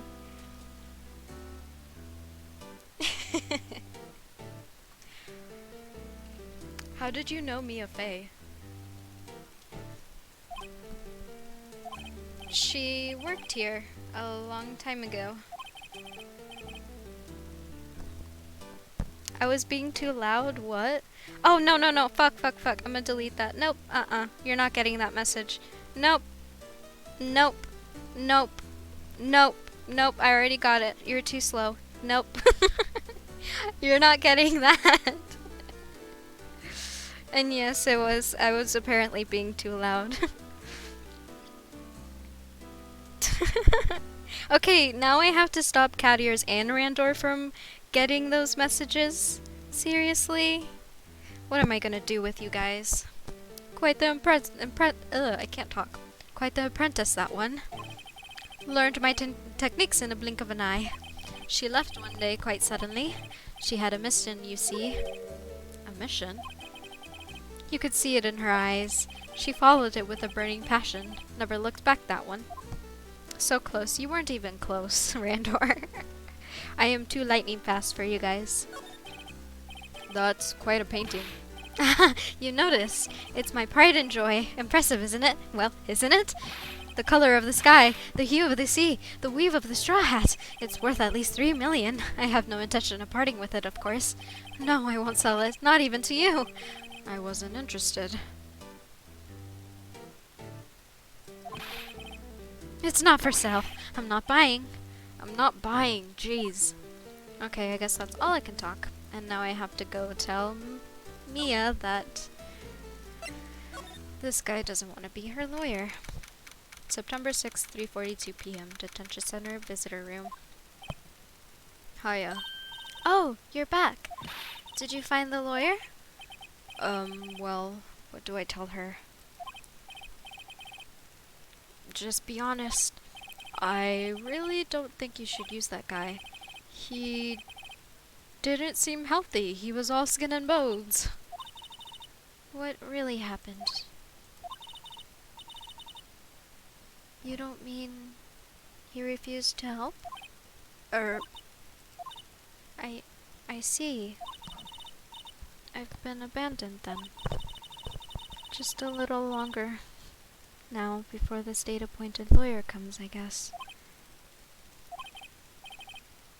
4 p.m. Time's up. What should I do? Do I just leave her or go home? Obviously, I'm gonna defend Maya. I've made up my mind. I'm going to defend you whether you want me to or not. Huh? Why? Why? Well, I can't abandon you. Someone else is the culprit. I don't know why, to be honest. I must say, I can't abandon you. No one is as sad as a person without any friends. I know, I've been there a long time ago. Aww.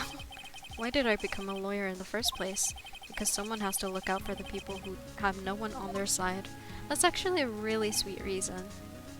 Maya, I won't abandon you. You can count on me. That's so kind of you. She should have just said Phoenix should have been her lawyer in the first place, but whatever. Well, let's fight this one and get you out of here. Right, thank you. Phew, she smiled at last. She looked like an entirely different person. One last question. You are innocent, right? Yes, and I trust you. So you trust me too, okay? It's a deal. So what else? There's something that's been bugging me. Just what was inside that strange woman's drawer? It was when I tried to look into the drawer that she got all defensive. There has to be something in there. Okay. Can I talk to her about anything else? No. I guess we are going to go check out Gatewater Hotel. Oh, I don't know what voice to give him. Do you guys have any ideas what voice I should give him? I'm gonna do, good evening. Good afternoon, sir. Excuse me, you are? Ah, I beg your pardon, sir. I am the bellboy of this establishment, at your service, sir. Oh, right. I've come up to deliver room service, sir. Do you know where Miss May might be? Ah, I believe our guest, Miss May, is currently using the, facilities. I feel like he needs a British accent. I don't know what British accents sound like.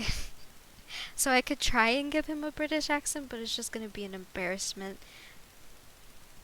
So I guess I'll try. If you no needs anything, I'll be taking my leave.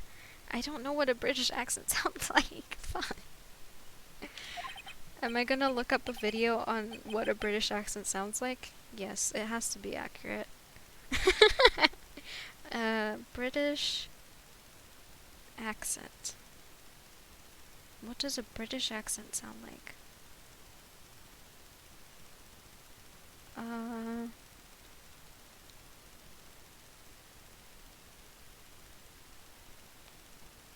I can't find any videos.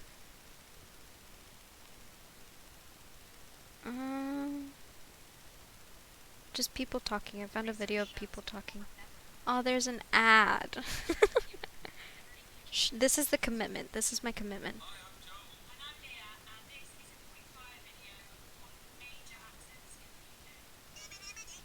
Okay, that didn't help at all. That didn't do anything for me. Okay, I'm gonna try and guess what the hell a British accent sounds like. Okay. Please enjoy the stay. What? Please stay as long as you need. Enjoy. Yeah. Wait, no, hey! Why does it seem like every time I come here, I end up embarrassing myself? That's because you embarrass yourself every time, love. But it's okay. It's just what happens. Alright. Wait, now's my chance to snoop around a bit. Ah! I almost forgot. Gah! You came back quickly. Might I ask you to inform Miss May that there is a message for her? Please tell her that Mr. White of Blue Coat phoned. Oh, right. Sure. Mr. White of Blue Corp? Where have I heard that name? White. That was his name. My sister told me. White was the name of the guy who ruined Mia and Maya's mother. Could it be a coincidence? Alright, let's examine everything very quickly. I just have to look here. There's a screwdriver sticking out of the drawer half opened.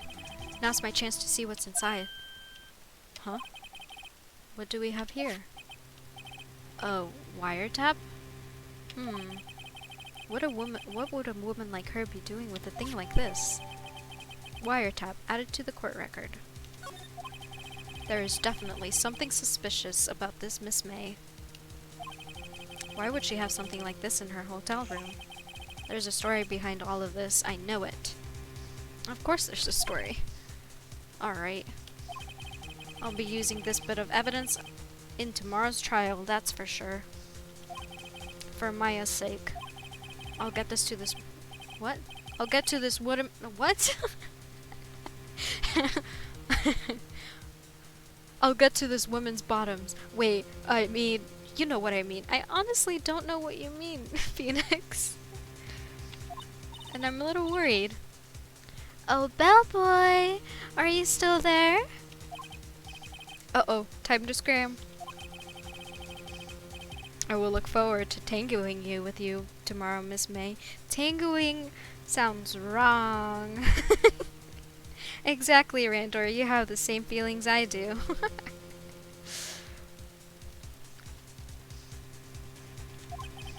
In court. Yeah, you had to clarify because that sounded very wrong. To be continued. Save your progress. Yes, yes, yes, yes. Let's put it in this section. You perverts. Come on, cat ears. You can't tell me you didn't think the same thing. Alright. Back. September 7, 10. District Court number 1.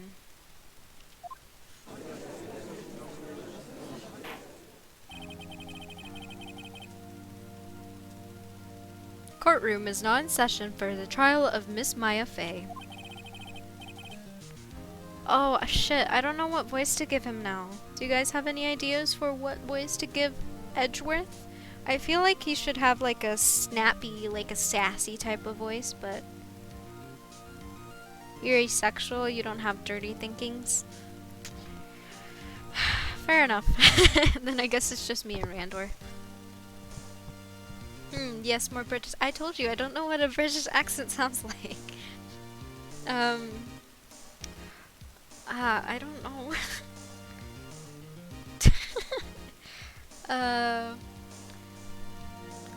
The prosecution is ready, Your Honor. The defense is ready, Your Honor.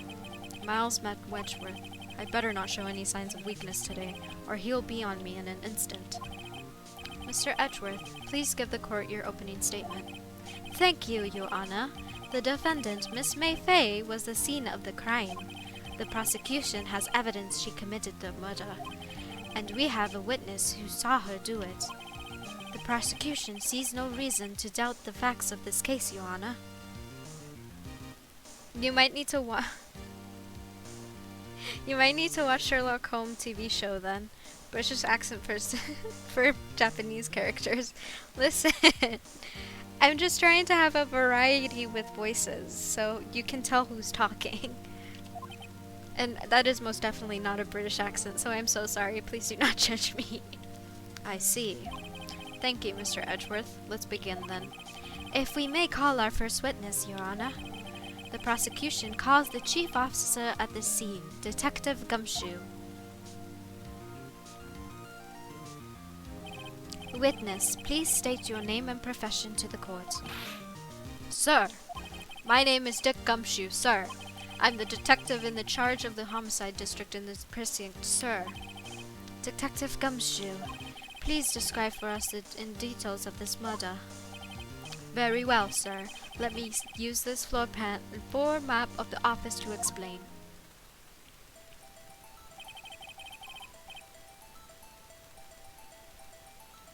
The body was found by the window here, and the cause of death?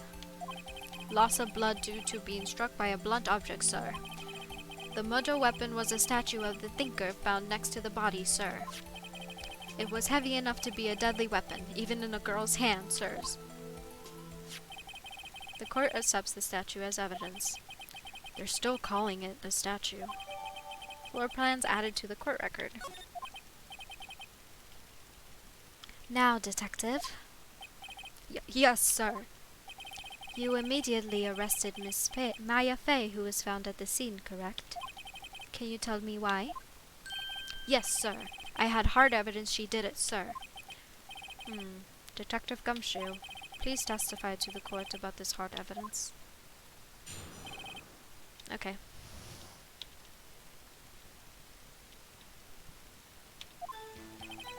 As soon as the phone call came, I rushed to the scene. There were two people there already. The defendant, Miss Maya Fey, and the lawyer, Mr. Phoenix Wright. I immediately arrested Miss Maya Fey. Why? We had a witness account describing her. The witness saw Miss Maya Fey at the very moment of the murder. The very moment, you say? Very well, Mr. Wright, you may begin your cross-examination. Yes, Your Honor. Cross-examine what? I couldn't see a single contradiction in that testimony. Whoosh. Smack. Hey, Maya just threw something at me. What's this? When my sister couldn't find any contradiction in a witness testimony, she would bluff it and press the witness on every detail. The witness always slips up and says something wrong. It worked lots of times. I should have expected Maya would know some of her sister's tricks. Alright, let's give this a try. Something the matter? No, Your Honor. I'd like to begin my cross-examination. Maya Fey's arrest. As soon as the phone call came, I rushed to the scene. There were two people there already. The defendant, Miss Maya Fey, and the lawyer, Miss Phoenix Wright. I immediately arrested Miss Maya Fey. Why? We had a witness account describing her. The witness saw Miss Maya Fey at the very moment of the murder. Let's press about that, actually. At the very minute? Hold on just a second. Yeah. If I heard correctly, you said you arrested her because you had hard evidence she did it, correct? Huh? Did I say that? Me? I heard you say it. You said it. You said it. Exactly what about this suspicious woman in Pink's claim was hard evidence? What? Miss May isn't suspicious and she sure isn't Pink, pal. Well, I guess she is Pink. That's enough, Detective Gumshoe. Do you have any more solid proof other than her claims, Detective? I guess pressing can have its advantages. Yes. Gah. Sorry, I got the order of things mixed up in my testimony, Your Honor, sir. There was something I should have told you first, Your Honor. Very well, Detective. Let's hear your testimony again. I'm giving the judge a little bit more of a feminine type of voice, and it's kind of funny to me. Hard evidence. After securing the suspect, I examined the scene of the crime with my own eyes. I found a memo written on the piece of paper next to the victim's body. On it, the word Maya was written clearly in blood. Lab test results showed that the blood was the victim's. Also, there was blood found on the victim's finger. Before she died, the victim wrote the killer's name. That's mostly just assumption, so is that really hard evidence? How do you like that? That's my hard evidence. I don't like that at all. Before we begin cross-examination, I have a question for you, Detective. Your Honor. Why didn't you testify about this vital piece of evidence the first time? I know. I'm real embarrassed I forgot about it, Your Honor. Try to be more careful. Very well. The defense may begin its cross-examination. Alright. After securing the suspect, I examined the scene of the crime with my own eyes. I found a memo written on a piece of paper next to the victim's body. On it, the word Maya was written clearly in blood. Lab test results showed that the blood was the victim's. Also, there was blood found on the victim's finger. Can you specify what finger? On which hand was the bloody finger, detective? The right hand. She was right-handed. Ha ha ha. Nice try. Uh-oh. I guess it wasn't too hard to see what I was getting at. Before she died, the victim wrote the killer's name. That's his whole testimony. Okay, there has to be a contradiction in there somewhere. Let's find it.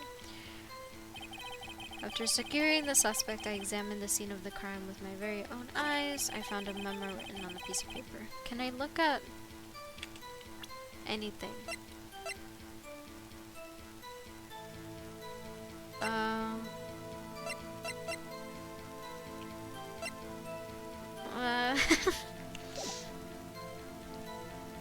Maybe she just wanted to write Mayo and misspelled it. Actually, that's a very good, very good thought, Randor. On it, I heard the Maya, and written clearly in blood. The lab results showed that the blood was the victim's. Also, there was blood found on the victim's finger.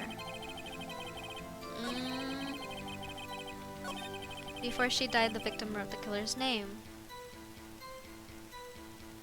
You can't assume that it was that's why she wrote the name. It couldn't have been that. Why are you assuming that it was the killer's name? Detective Gumshoe, do you get a lot of cases where the victim actually writes the killer's name? Sure, it happens all the time in books and the movies. This isn't a movie, detective. This is a game. Oof. Let's talk about reality, shall we? I guess I haven't heard of many cases, no. Don't you find it a little odd that the victim would write down a name? Especially the name of her own sister? Yeah, actually, you got a point, pal. Stop it right there. The way he shakes his head. The witness opinion on the matter is irrelevant. The facts are clear. The victim wrote down the name of the accused. The victim told us the name of her killer. Order, order. That didn't go so well. That's right, what he said. That's his whole testimony. Okay, there has to be a contradiction in there somewhere. Let's find it. Shit. After securing the unexpected scene with my own eyes, I found a memo written on the paper next to the body. On it, the word Maya was written. Didn't he add more stuff? I found a memo written to the paper. Can I talk about any of the evidence? Blunt force trauma. Can I talk about this? Let's present it. This evidence clearly reveals the contradiction. Oh my gosh. This evidence clearly reveals the contradiction in that statement, Your Honor. How exactly are that evidence and the statement related? They aren't, are they? Not at all. Mr. Wright, please think the facts over before making accusations. Ah, shit. I don't think that won me any points over with the judge. Ah, fuck. Body on it, the words Maya was written clearly in blood. Lab test result that the... Can I talk about the receipt? Talk about... Maybe there's something suspicious about it, so let's present it. Boom. Your Honor, that statement contradicts this evidence. It doesn't contradict it, but can I talk about it? It does? I don't see anything really? Objection overruled. Try to think before you make accusations, Mr. Wright. Ah, fuck. Whoops, that didn't go so well. I found a memo written on a piece of paper. Can you talk about the memo? Just because you found it next to the body doesn't mean the victim wrote it. Ho ho ho! Then who did write it, smarty pants? Who? The killer. The killer! Anyone can see that. Huh. You're saying the killer wrote her own name? Buddy, please. She was framed. Hold on. If that's the case, where's your evidence?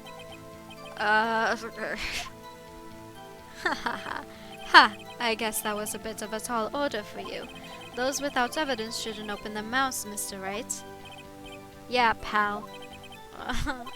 Well, detective, tell us what was written on the memo you found.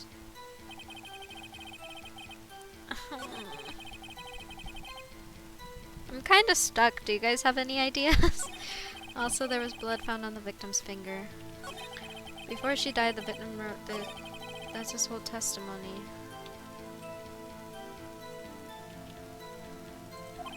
Okay. I'm just as lost as you are. Okay, Cat Ears, I know you played this game like 15 times. What kind of help can you give me? I examined the scene of crime with my own eyes. I found a memo written on a piece of paper next to the victim's body. On it, the word Maya was clearly written in blood. Lab results show that the blood was the victim's. Also, there was blood found on the victim's finger. Before she died, the victim wrote the killer's name. There has to be a contradiction somewhere. Okay, let's look at the evidence. Died at 9 p.m. Death was... Oh! Okay. Wait. I got it.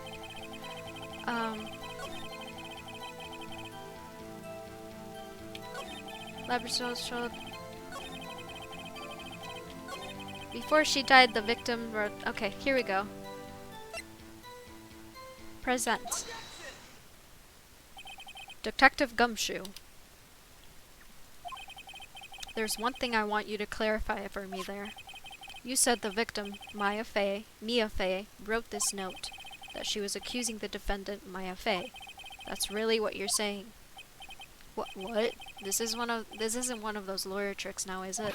Of course she wrote it. Who else would have? You have it backwards, detective. Backwards? The victim is the only person who absolutely could have not written it. This is the report from your department, detective. Immediate death to a blow from a blunt object. She died immediately. But no butting your way out of this one, detective. Order. The defense has a point. Someone who died immediately wouldn't have had the time to write anything down. Mr. Wright, I beg your pardon, but when exactly did you obtain that autopsy report? When? The day after the murder? It was the day after the murder. The prosecution's point being? That autopsy report is outdated, Your Honor. What? A second autopsy was performed yesterday at my request. Death was almost immediate due to a blow from a blunt object, but there is a possibility that the victim lived for several minutes after the blow. I received these results this morning. No way. Your Honor, it's quite easy to imagine that the victim did have time to write Maya. Ew, don't bow. That is all. I see. Damn you, Edgeworth. I should have known you'd have something up your sleeve. Why, Mr. Wrightworth, you look shocked. Something you want to say? You're a sham. I'm a sham. The detective's a sham. Detective Gumshoe, you're a sham. How could you give me a faulty report? Huh? I thought... Detective Gumshoe. I'm disappointed in you, handing him the wrong report like that. I'm sorry, sir. You are at fault, detective. This isn't going to look good on your evaluation next month. What? But... Your Honor, I submit this report to the court. Understood. The court accepts the evidence. May have lived for a few minutes after being hit. Well, Your Honor, the evidence strongly suggests that the victim was identifying the killer. I suppose that's the obvious conclusion, yes. Darn, this isn't good. The prosecution would like to call its neck witness. This poor innocent girl saw the murder with her own eyes. Alright. I'm gonna crack my knuckles. I'm going to be completely prepared for this. I got this. what exactly part of her is innocent. She's probably my just because how cringy it is and how cringy she is. I like doing her voice. Witness, your name please. April May, at your service. Order, an introduction should not require any extra reaction from the crowd. The witness will refrain from wanton winking. Aww, yes, Your Honor. This is not good. She's already captured the hearts of every man in this courtroom.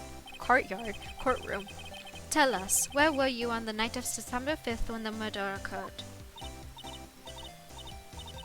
Ah, gee, I was in my hotel room. I checked in right after lunch. And this hotel room is directly across from Faye & Co. law offices? That's right, big boy. Please testify in the court what you saw.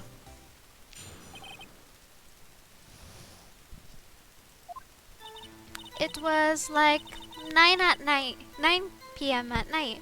I looked out the window, you know. And then, I saw a woman with long hair being attacked.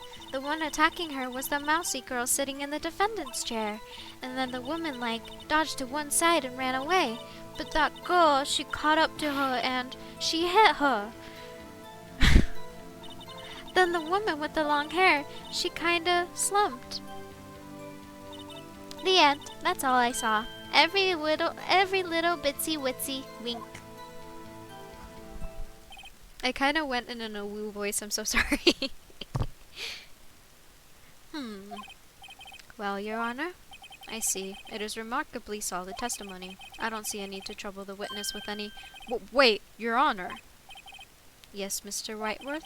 What about my cross-examination?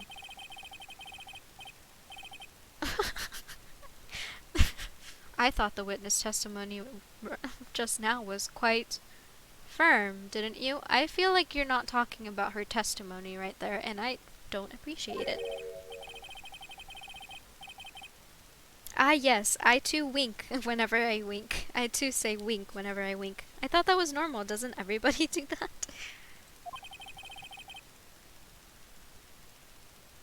You must know her techniques well. Her cowardly way of finding tiny faults in perfectly good testimonies. Hey, how dare you? Well, Mr. Wright, will you cross-examine the witness? Yes, I'm doing it. I'll gladly proceed with my cross-examination. No. Wink. If only because I have a feeling Edgeworth doesn't want me to. She has to have some weakness. Very well, you may begin your cross-examination. Alright. It was 9 at night. Okay, let's see. It doesn't say what time she died. Died from blunt object. Let's check it. Enter to check it. Bum, bum, bum, bum, bum, bum, bum, bum, bum, bum. Okay, that checks out. That's fine. And then, I saw a woman with long hair being attacked. The one attacking her was the mousy girl sitting in the defendant's chair. Then the woman, dodged to one side and ran away. I will ask, which way did she run? She dodged? Dodged what? Well, the attack. Please continue your testimony. I meant, which way did she run? But that girl, she caught up to her and she hit her. Oh, you can make a quick save. If you ever get stuck, you won't lose your HP bar. Oh, that's smart. Save. Oh. Okay. I'll save there just in case. She was caught. That's it. That seems a really short. Press the facts a bit. It was 9 p.m. at night. I looked out the window, you know, and then, I saw a woman with long hair being attacked. The one attacking her was the mousy girl sitting in the defendant's chair. Then the woman, dodged to one side and ran away. Which side?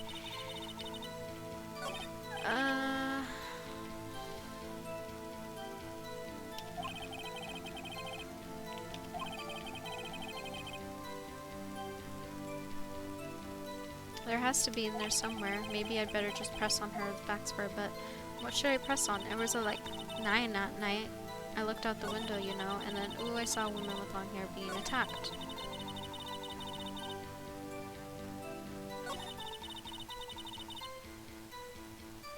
Oh, I guess I could question this. Which side did she run?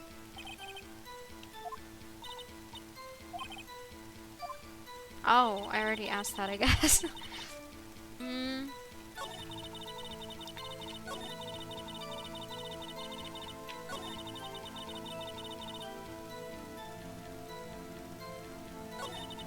Okay, I guess I'll ask her to talk more about that. Why did you do that? Huh? Why? Like, why what? Why did you look out the window? Were you expecting to see something? Oh, well, gee. What? That's it? She can't get out of this question that easily. I sorta, you know. I had a feeling. Well, I have a feeling she's trying to avoid the question. Maybe I should press a little harder on this one? Yeah. Let's see how far I can run with this.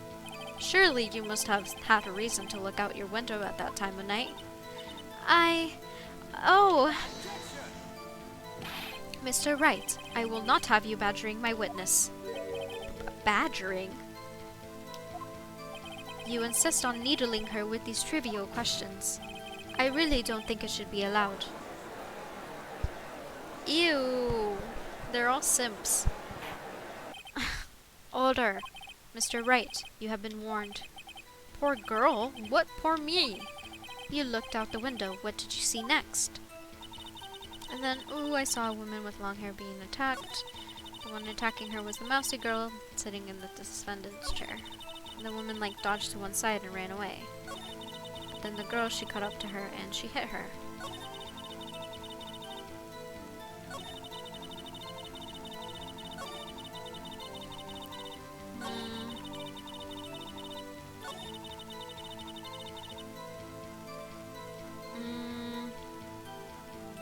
Can I ever talk more about this? The woman with long hair. That was my Mia Fey.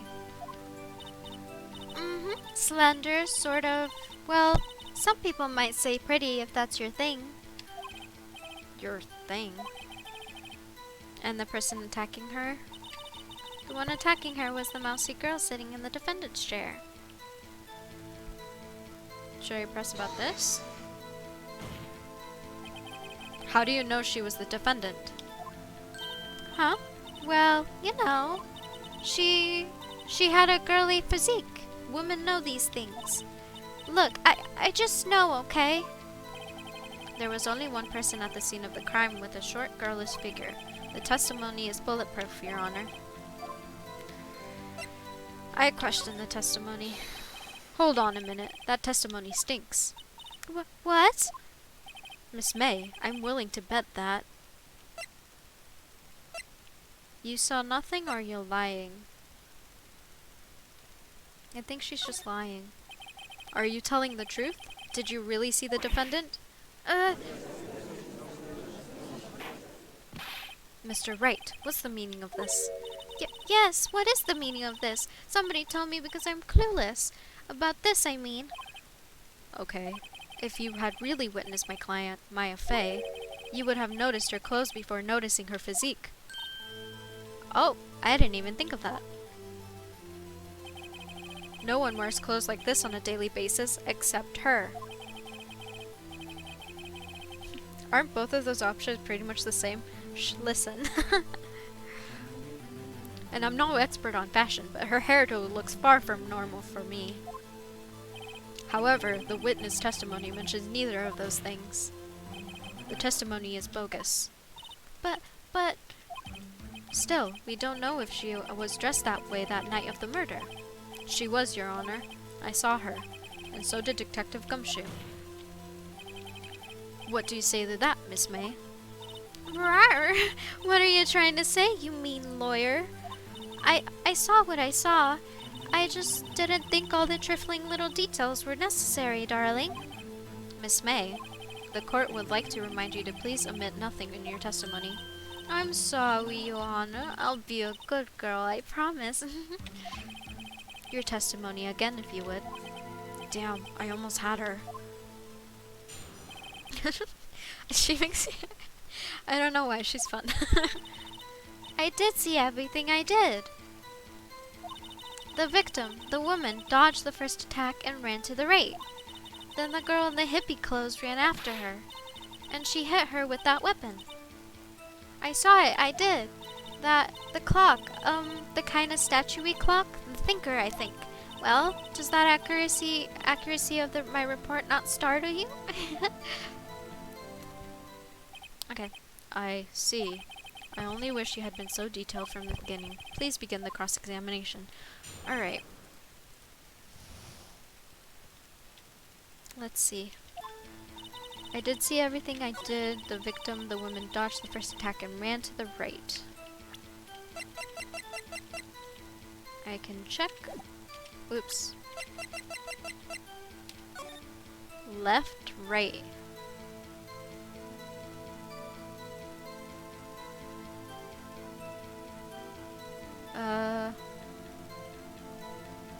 Is it her left or this way left? Went to the right. Okay. Yes, thank you. Alright, let's present it. I don't know if that does anything. I think it does. Your Honor, that statement contradicts this evidence. It does? I don't see anything Oh, really? Objection overruled. Try to think before you make accusations, Mr. Wright. Oh, fuck. Whoops, that didn't go so well. Okay, I'm a quick save, because I'm about to die. So, options. Let's save, and let's just overwrite this one. Yeah.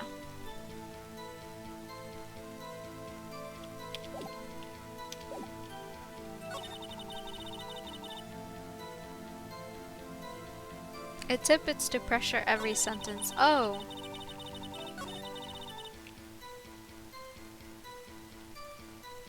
Okay, I guess I'll do that. I'll pressure.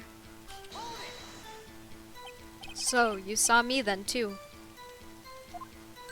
Of course! I'd remember that spiky hair anywhere. Spiky? The witness will refrain from personal attacks on the defense attorney. Oh, was I a bad girl? I'm sorry. I very much hate saying I hate I'm gonna die. Very well, continue. The victim, the woman, dodged the first attack to the right. Okay, let's pressure you. Is that right as in your right, or is it as you looked from the hotel? Which hand do I hold my knife in again? Right. It was my right hand, right? Satisfied, Mr. Wright? Please continue. Then the girl in the hippie clothes ran after her. Actual oh whoa moment, yes. What convinced you? How convenient for you to remember her hippie clothes. That's what she was wearing. Oh, and her clothes was all done up in like a bun. What happened then? And she hit her with that weapon. I saw it, I did. Where did this weapon come from? She picked it up from the desk. I see. What sort of weapon was it? That clock, kind of statue-y clock, this thinker, I think. A clock? Didn't this come up in another testimony recently? Well, don't look so sour, Mr. Loyal. Lawyer? You can't win them all. No, but I have a feeling I'm onto something now. Oh. Her previous testimony must have been what Edgeworth wanted her to say. So this testimony, in her own words, time to press and squeeze the truth for her. Figuratively. Okay. I ran off to the right, then the girl in the hippie clothes ran after her, and she hit her with that weapon. I saw it, I did. That clock. Doesn't it come up as a test statue? I think I remember, him saying that it came up as a statue. Oh. Never mind. The murder looking to look like a statue, but it's actually a clock. And the thinker, I think.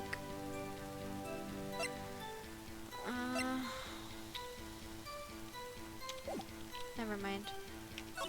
And she hit her with that weapon. I saw it.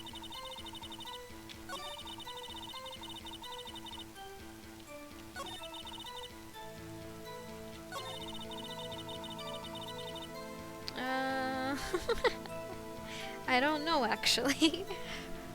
I pressed on all her things.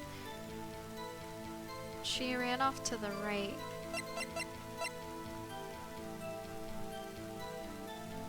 Let's check it. So it's her right. She took it off the desk.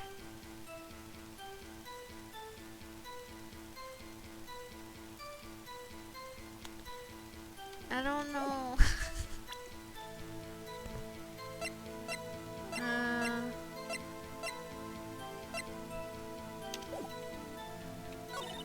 And the girl in the hippie clothes ran after her, and she hit her with that weapon. I saw it, I did.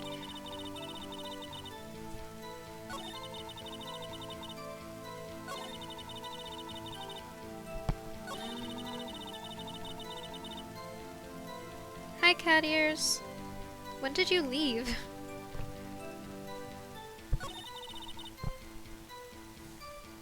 Back home.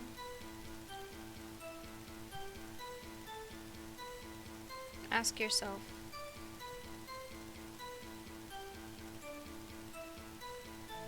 How does she know? How does she know what? Dodged the first attack and ran off to the right.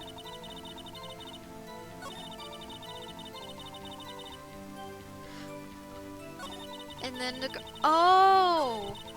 But, okay, so she ran off to the right, then the girl in the hippie clothes ran after her, and she hit her with that weapon. I saw it, I did. Let's present. Your Honor, that statement contradicts this evidence. It does? I don't see anything. Huh? Really? Objection overruled. Try to think before you make accusation. No, but what I'm trying to say is she wouldn't be able to see it.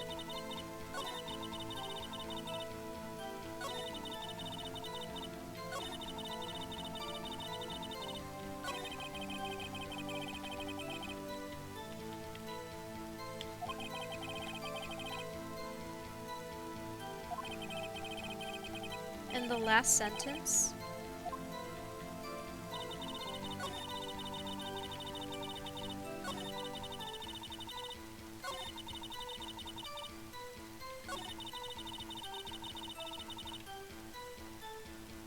think about it.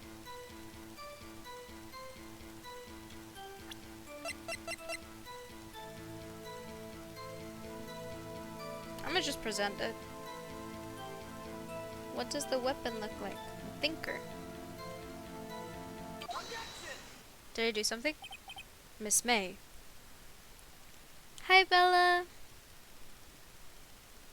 Oh, my little fox. It said a little hello. I just saw it for the first time. It was really nice. Thank you for joining the stream, and thank you for your hint. Let's see if I did something right. What you said just now was quite revealing. I don't like how everything about this girl is like, it has a double meaning. Revealing? Ooh, you'd like that, wouldn't you, naughty Mr. Lawyer? What you just said, the statue of the thinker was a clock. But there's no way of knowing that by just looking at it. Another person in much the same position as you recently called this a clock too. And he was found guilty of murder. Order, order. Miss May, can you explain how you know this was a clock? Oh,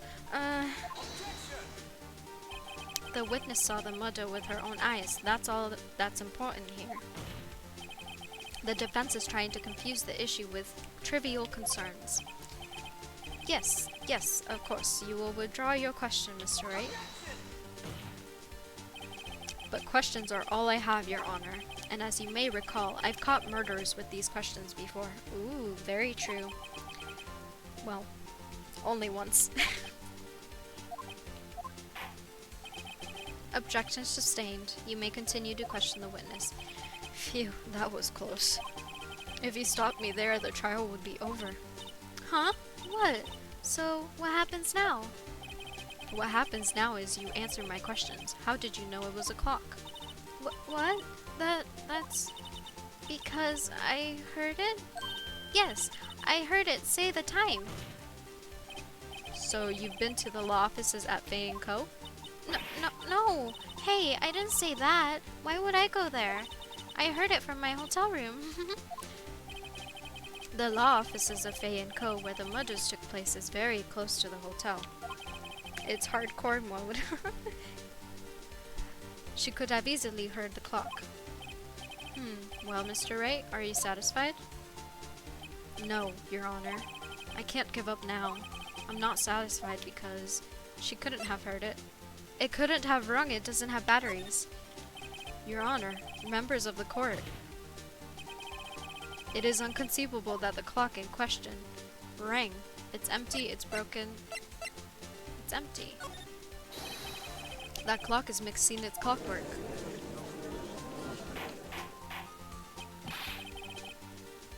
It's not, it's just Randor was making a joke. Yeah, Randor was just playing. I was saying, like, this is...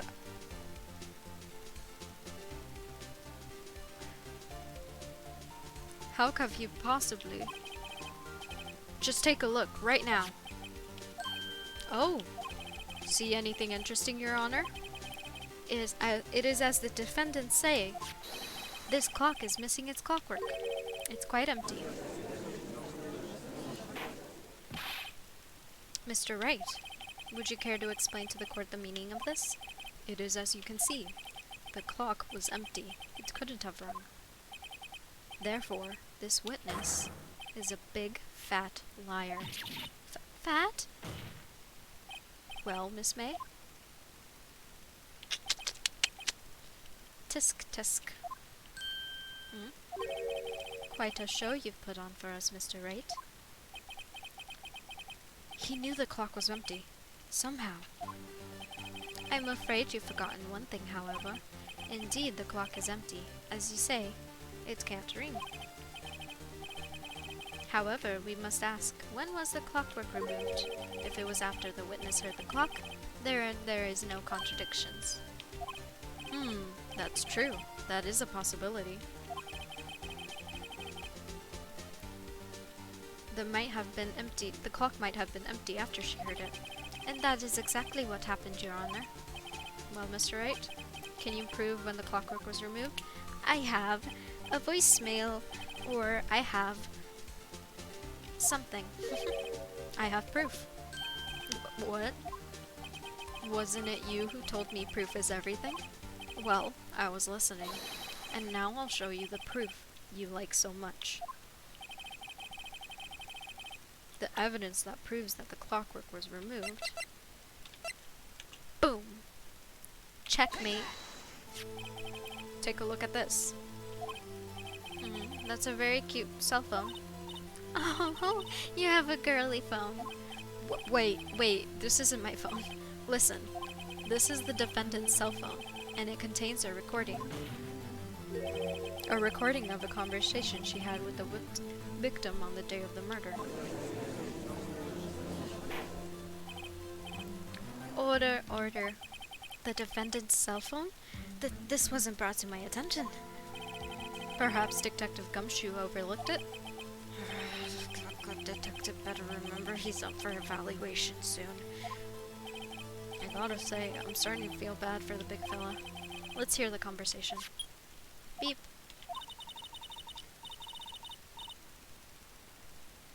Maya. What was her voice again? I kind of forgot.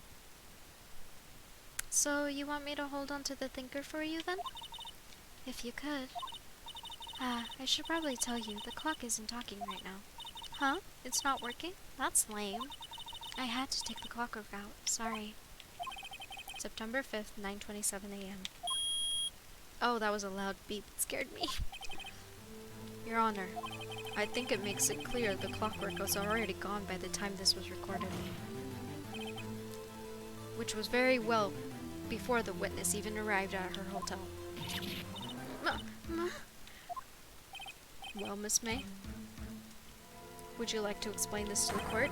Just how did you know the weapon was a clock? Well, isn't it obvious? I saw that clock before. What store was it again? I go to so many. Oops, I forgot. So the witness had seen it before. That would make sense. Does the defense have any objections, Mr. Wright? Yes. The witness claims she had seen it before, but this is directly contradicts a piece of evidence already submitted to this court. Well then, let's see it. Please produce this evidence that will prove the witness has not seen the clock before. Made by Larry Butts. Present. It's simple. This clock was never in any store, ever. What? A friend of mine made that clock. Only 2 exist in the world, and the one that isn't here is in police custody. Impossible. Everything is sold in stores. Miss May, I think it's high time you went shopping for a better excuse. Ooh, I feel like you would appreciate these puns, Randor. Oh, excuse not on sale today? Oh.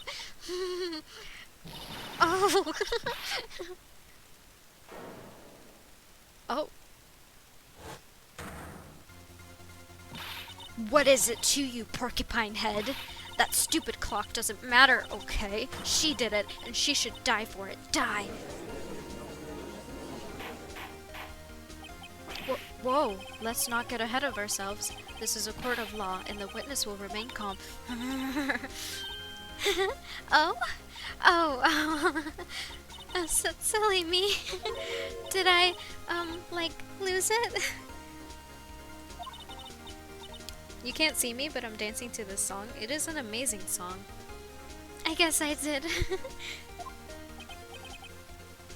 Scary. Miss May, let me ask. Tell me, how did you know the weapon was a cock? Oh dear. Does that defense have an opinion on this behavior? Okay, this is it. Yes, Your Honor. Allow me to explain. I see the truth of the matter. Miss April May, you knew the weapon was a clock because you had heard about it, you held it. Let's say you had heard about it. The witness had never heard the clock in her hand. Save? Okay, I'm gonna save. Save.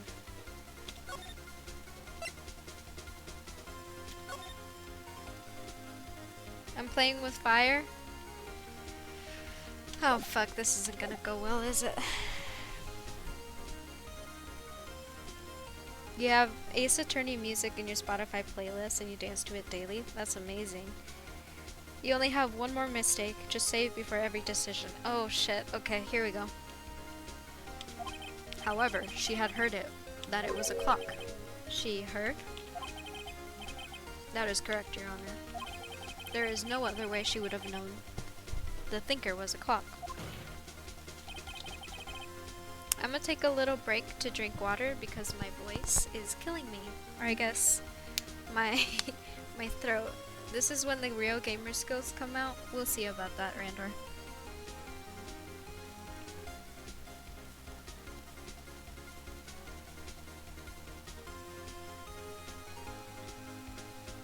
You know what I should do? Whenever I do these games where I do voice acting, I should have like a warm tea with me. Like with honey and stuff. Just because my voice is eventually gonna die. Like, I know. But it's okay. It's worth it. Well, this is interesting. Let's see it then. Show me evidence proving that the witness had heard the murder clock was a clock. You need to play the whole trilogy or I'll be mad. Don't worry, I bought the whole trilogy, so I will be playing it. What evidence did she hear that it was a clock?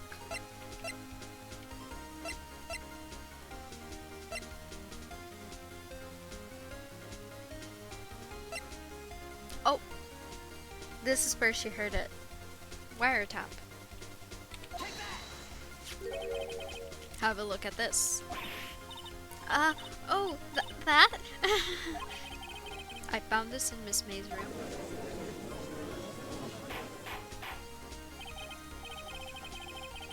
Mr. Wright, please explain the court what this is. Miss April May, you were taping the victim, Miss Maya Faye's phone, were you not? Oh. Your Honor, this is irrelevant. I am not entirely sure that it is. Objection overruled. It troubles me that our witness was in possession of a wiretap. This is outrageous. Does the defense truly claim that the witness was taping her phone? Absolutely. Even if that was the case, which is not, you still have to prove one thing. Did the victim ever say that the weapon was a clock on the phone? Can you prove that? I think not. Oh yeah? I think I can. It's simple. What? Here's my proof. The proof that the victim said on the phone that the weapon was a clock is... It had to be here, right? I present the defendant's cell phone. Listen one more to the conversation between the defendant and the victim.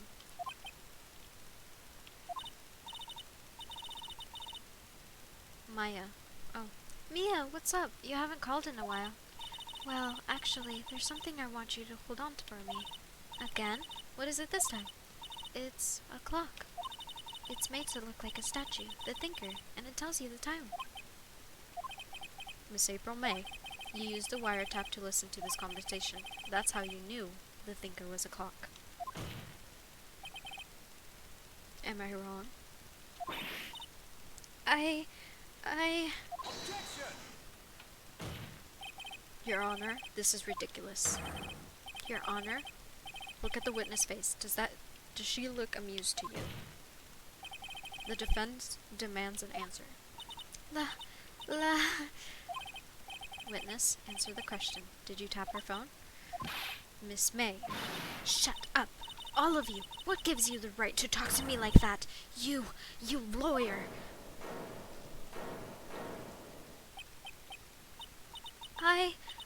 It's not fair. All of you ganging up on me like that. Oh, so I'm the bad girl, is that it? Is that it?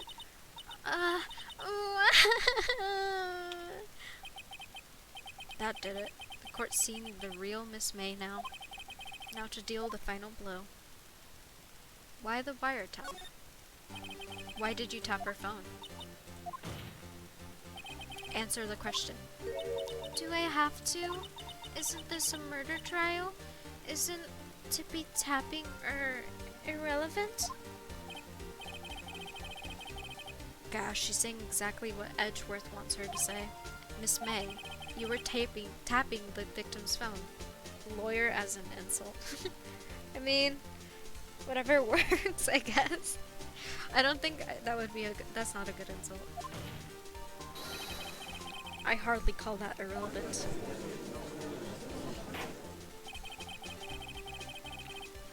While this court does not condone the defense tone of voice, he has a point.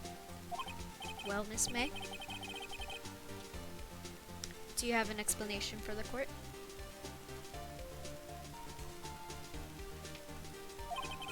Can you prove you had nothing to do with this murder, even though you tapped her phone? I'd like to see her pull that off. Mr. Lawyer, I saw that evil green. You were probably thinking, I'd like to see her pull that off, weren't you? Damn, she's good. Well, you're not the first man who's thought that, and of course I can, and I will. You can't be serious. No way. Way, I say way. Oh, and I assure you, I'm serious, Mr. Lawyer.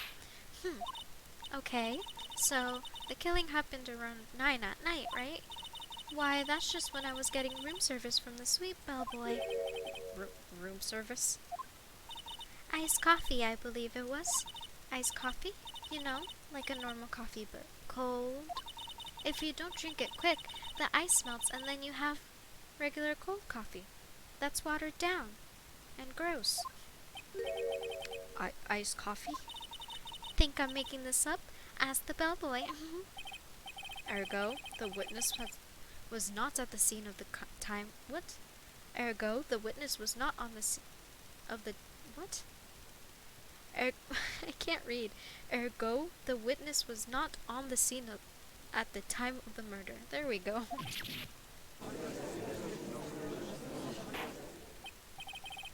So where does that leave us?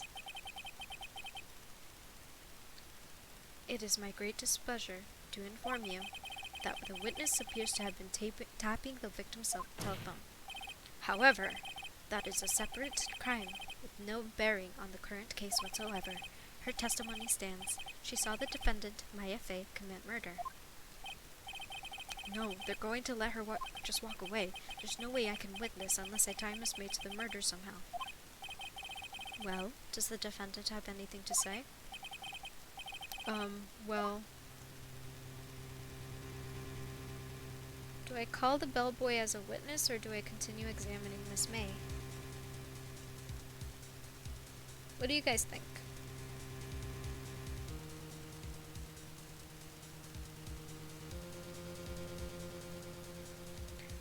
I kind of want to keep questioning her, but I pretty much said yes. Thank you, Randor. That really helps. But I also want to call the bellboy, because I feel like he'll spill a lot of tea. Or I guess coffee in this situation, because she ordered coffee.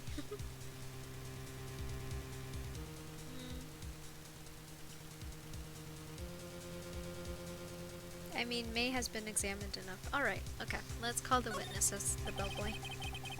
The defendants would like to call the hotel bellboy as a witness.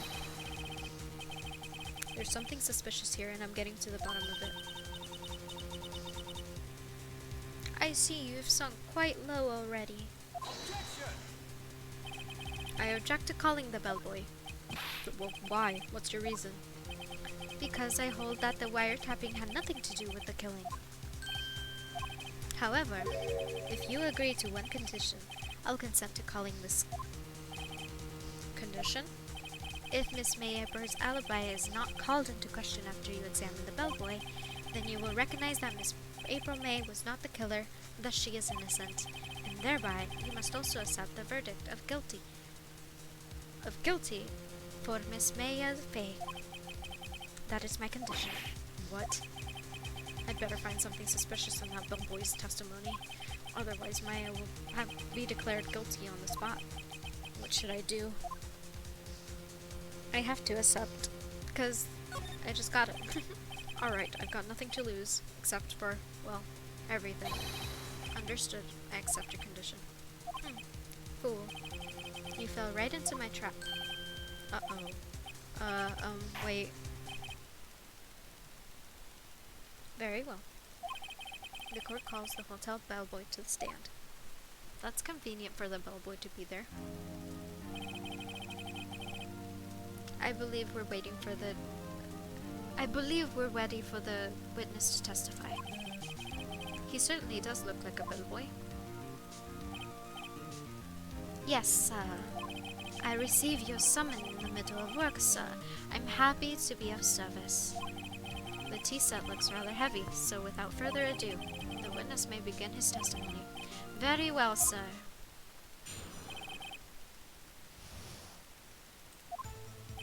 I am the head bellboy at the Fine Gates Hotel in business of 4 generations. I believe I received a call after 8 in the evening from our guest Miss May. After 8 in the evening, I might be able to battle that because May said she got it at 9. She asked for an iced coffee to be brought at her at night on the 9 on the dot, sir. Okay. Never mind, that checks out. I brought it to her precisely at the requested time, of course, and I delivered the iced coffee to our guest Miss May herself. I see. The defense may begin his cross-examination. Right, I'm ready. I hope. This is it. If I can't prove Miss May was involved with the murder now, Maya, Maya will, Maya will be finished. I don't know why I stumbled on her name. Okay, now we gotta press everything. What is it exactly that you do in the hotel? Why, anything required of me, sir. I check in guests, I check out guests, I clean rooms, I make beds, I even deliver room service, sir. I check Miss May in personally. Are you always so prim? Mr. Wright, you will refrain from asking frivolous questions. Are you sure it was Miss May on the phone? Absolutely, sir. How can you be so certain? I checked Miss May in personally, sir. Not only did I see her in all her stunning radiance, but I also heard her voice, and then I saw them. And I... The point being, I remember her quite well, sir. Yes. What then?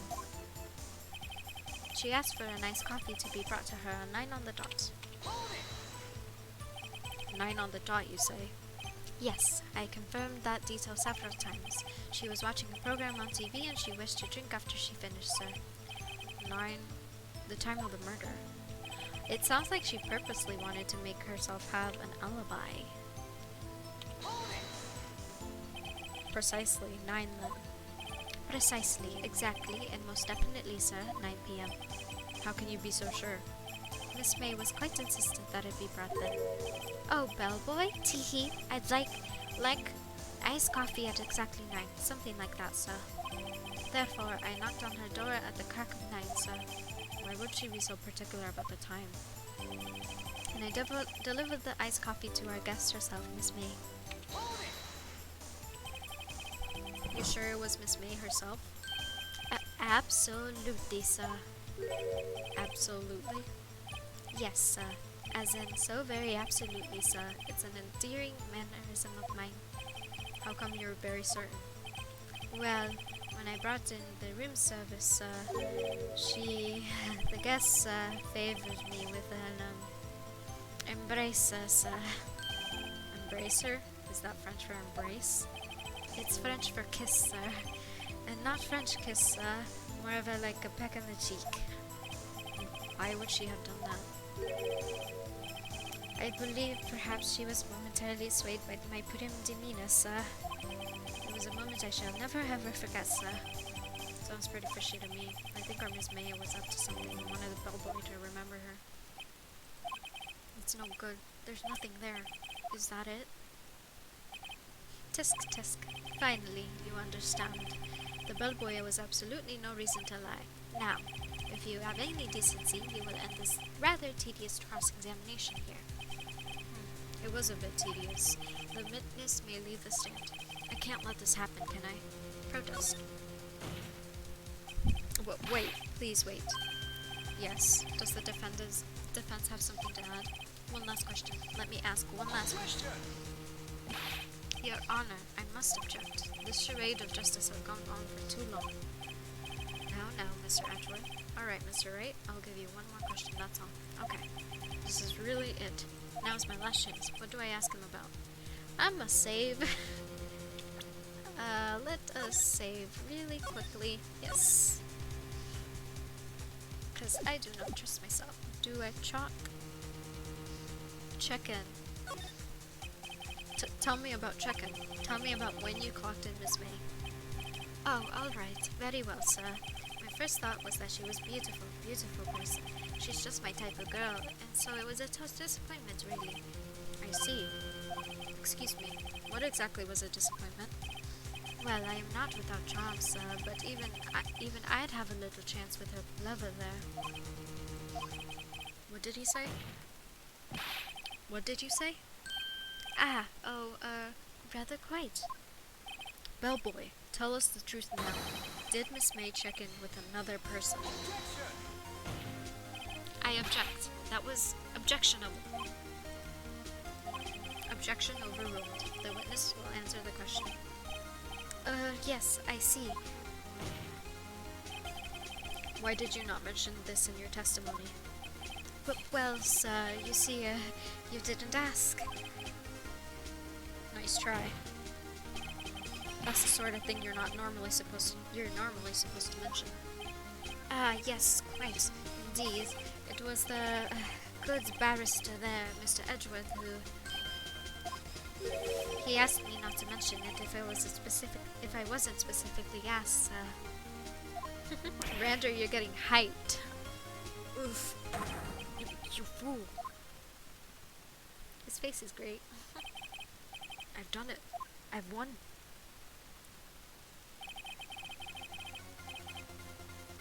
Miss April May checked into a twin room with a man, correct? Yes, Then, when you brought them room service, you didn't see that man in the room? That's right, Your Honor, we have just learned of another person involved who may have been the murderer. In light of this new fact, I hold that it's impossible to judge the defendant. Wouldn't you agree, Mr. Edgeworth? And who, Mr. Wright? Who is this other person? Simple. It was the man with Miss May. The man who checked in with Miss May. Oof. Your Honor, as has been previously revealed, Miss May was taping the victim's phone. Yet Miss May herself has an alibi at the time of the murder.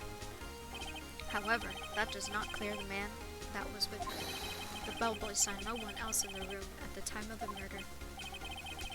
My, what a convenience, little Sada. This is a little too late. Too late? I suppose you'd like it to be if it was too late, wouldn't you?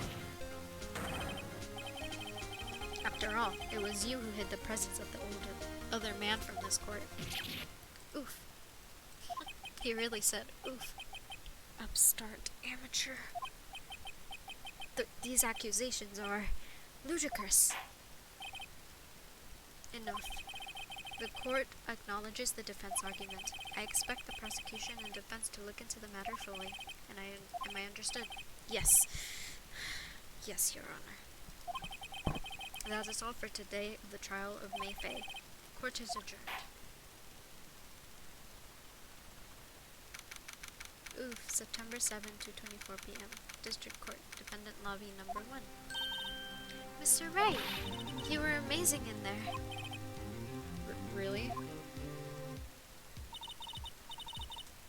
I think I might be your newest fan.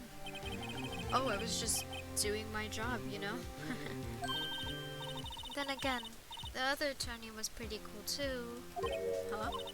That face of his, with his wide eyes and trembling lips, it sent shivers up my spine. If you say so. So what happens with me? Do I get to go home now? Well, no, I don't think so. Good job. Thank you, cat ears. Oh, I see. But I got a great lead in today's trial. A lead? That man with Miss May, he's the key. Oh, I get it. What happened to Miss May after that anyways? I heard they arrested her. I guess she's learning her charms won't work everywhere. She's probably at the detention center now. I may have to go down there later. I told you the real gamer skills would come out. I have to admit I did watch a little bit of a gameplay, so I kind of remembered what I was supposed to do, but I mostly don't remember. Just call you Cat? Okay, cat ears is too long. Alright. Don't look at me like that, Randor.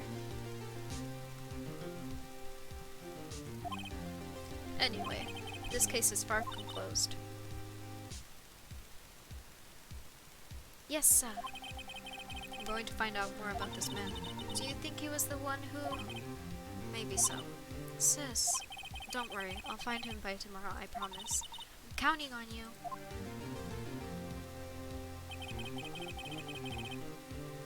I asked for a full record of April May's testimony. I thought it might come in handy during the trial tomorrow, but now that I have it, I'm not so sure. Most of her testimony was all lies. In fact, there's only one part that hasn't been stricken out from the record. I don't know how much good this will do to me at all now. Anyway, time to hit the pavement and do some investigating. Maya doesn't belong in that detention center, and it's up to me to set her free.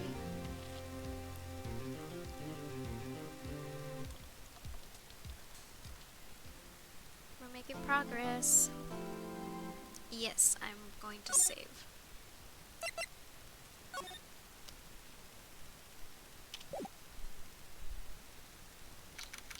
September 7th, 3:11 p.m. Detention Center. Visitors room. Are we visiting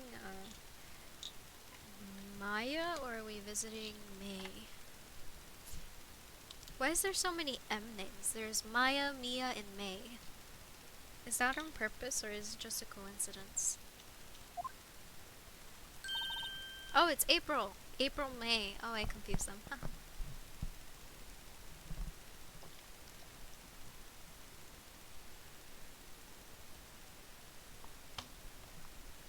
My voice, my throat is hurting, sorry.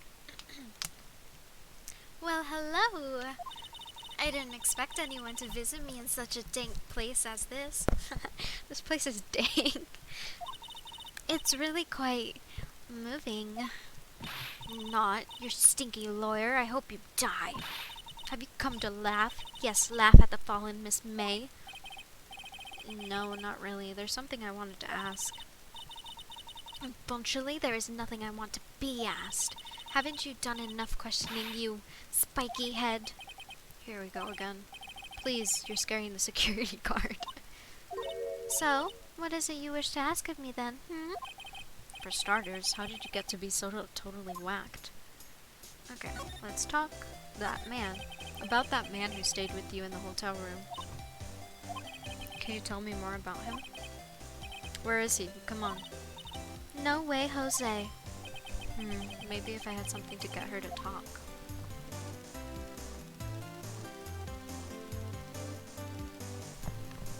Talk about the wiretap. Why did you place a wiretap in Mia's phone? Aw, when you say it like that, it sounds so cold. So criminal. Tapping people's phones is a crime, Miss May. Oh, and I'm supposed to learn that in lawyer school? Creep. This woman is impossible to talk to. Say, why are you so angry? I mean, you don't look like a bad person. Oh, that does it, bottom-feeding, scum-sucking lawyer. Bottom? Can't tell. Does she have a thing against lawyers, or just me? I guess I can't ask her anything else, so...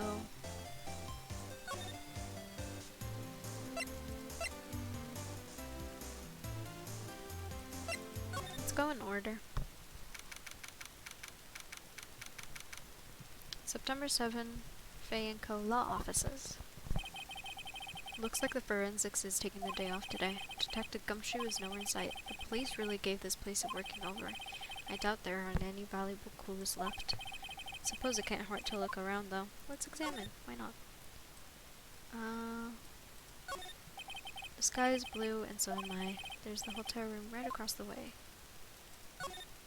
Mia's favorite potted plant. I guess I'll have to water it now. An old movie poster. Apparently this is the first movie that made Mia cry when she saw it. I'll have to check it out one of these days. Mia's desk. Perfectly clean as always. The only thing it's missing is Mia. Well, that's sad. You couldn't cram more legal books in here, even if you wanted to. All the cases that the chief worked on are filed here. Are some of the files missing? Nah, I'm just imagining things. Well, I guess that's everything that I can look at. Let's go to Gatewater Hotel then. Ah, welcome, sir.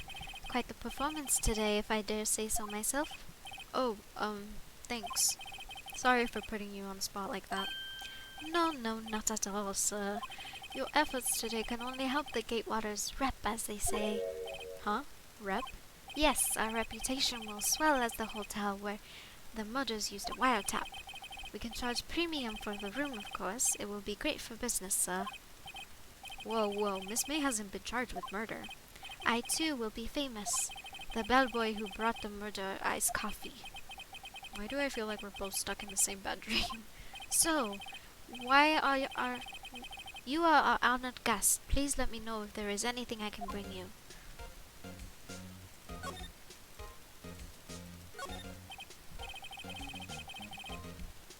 You don't get to be famous, Randor, especially if you use those links. I am going to stop you from getting those links. Huh? There's still a screwdriver stuck in that jar. Ah, please leave that as it is. That's the Jewel of Terror, hiding place of the Mojo's wiretap. It's set to become one of the most popular attractions here. This guy is serious. I don't believe it. A vase as expected. I'm not good with flowers' name, except maybe tulips and sunflowers. Don't look so sad, Randor. I'm doing it for your sake. Ah, a still painting. A still scene painting. Wait, should it be still life? Whatever. One of them is hanging on the wall. Nice weather today. I can see the Fanco law offices. Ah, yes. We plan to install a telescope in that window, of course. Just $5 will earn you 3 minutes of a view to kill. Just kidding, sir. Oh ho ho ho. By that look in his eye, I'd say he was more than serious. I was trying to click on the wine. A bottle and 2 glasses rest on the table. Why hasn't he cleaned these up by now? Ah, I beg your pardon, sir, but if you could please refrain from touching those. It's part of the decor. I call it the last drink before murder. We'll be famous, the talk of the hotel industry. A simple bed. It's been recently made. Nothing eye-catching there. Alright, that's all I can examine, so let's talk. Miss May. About Miss May. Oh, her? Sir, not to boast, but I knew the moment I saw her. She'd do it. I said it. Do what? I'm starting to think the most Do what? I'm starting to think the most suspicious person here is this guy. I wanted to ask you about the man who was with Miss A. Ah, yes. He struck me as a real lady killer, if you'll pardon the expression. I knew it from the moment I saw him, sir. He and I are of the same ilk. We both carry the scent of danger. There we are in total agreement, Mr. Psycho Bellboy. If you had a photo of that man, I'm quite sure I'd be able to identify him. A photo? Could you tell me more about this hotel? Absolutely. And on the subject, I have an excellent idea, sir. Currently, this hotel is known as the Gatewater. I propose that we add a subtitle. A subtitle? The Gatewater Hotel. Murder Manor. He probably has to be my favorite character so far. Well, what do you think? That sounds great. Whatever floats your tea set. Alright. Can I present anything?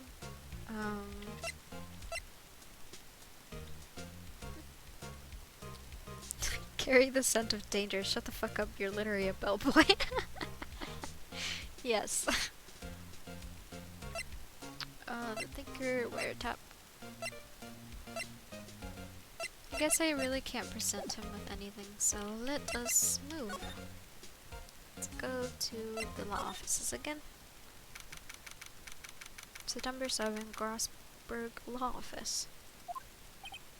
Huh, looks like Grossberg is out today, again. Maybe he's avoiding me for some reason. Oop. What is this? Should I do the painting first? Because that's the first thing I noticed, so I'm gonna look at the painting. Wait a second. Wasn't there a giant painting hanging on the wall? Yeah, it was a painting of fishermen. Wasn't it? It wasn't a very memorable painting, you know. Was it fishermen? I don't remember. I'll just say it was. Let's look at this. What's this? Old photos? There are 2 lighting here. Something's been written in the pencil in the back. DL6 Incident Exhibit A, DL6 Incident Exhibit B. Let's take a look at these. I'm sure I've seen this person somewhere. Perhaps I'll borrow this photo. I'm sure no one will miss this one little photo. Might be valuable, cool. I'll take it for now.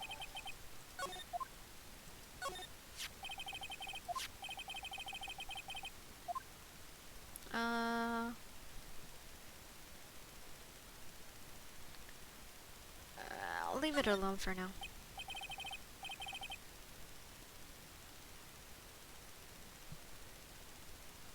Bella Donikov is to name a reference to the sim. Do you mean like The Sims 4 and stuff like that? I want to play that. Would you guys be interested in watching me play The Sims? Okay, let us... What is this? A table for clients. An elegant ebony case, and I'm not mistaken that lighter's made of solid gold. Even I can tell someone here has got money to burn. It's a neighborhood game from The Sims 2, actually. Oh! I guess I was kinda right, but not really. An expensive potted plant. No idea what kind of plant it is, but it's probably the most expensive one available. Expensive looking mahogany shelves, bookshelf filled with expensive looking books. Funny, they don't look like they've ever been read. A solid mahogany desk. The wood's been polished in a deep luster.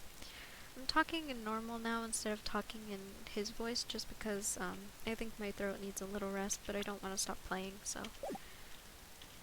I don't think I've talked to... Do you know who this girl looks like? I think I remember her being important. So... Let's go talk to...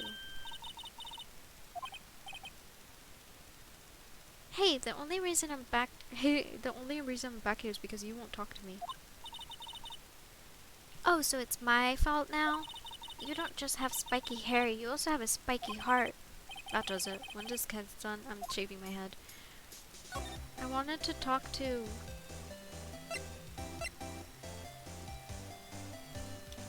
Can I not talk to...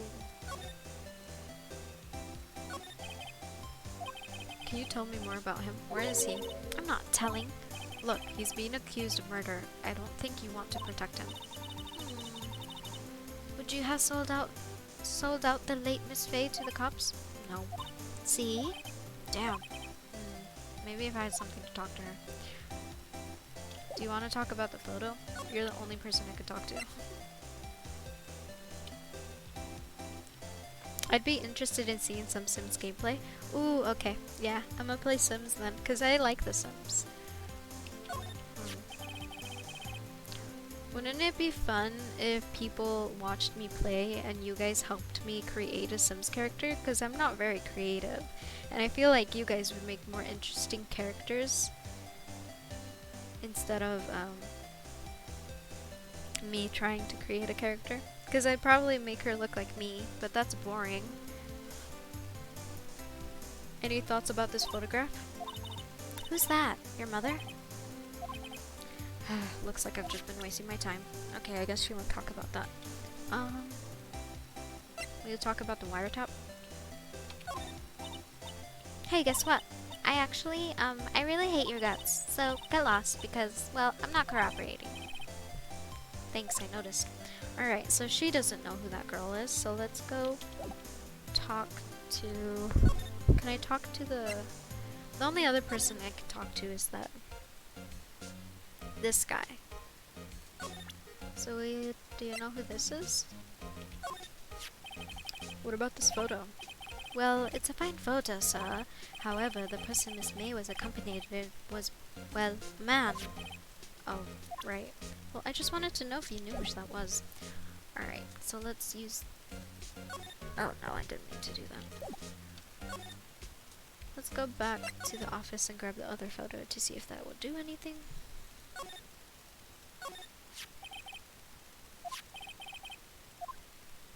Let's swap the photos.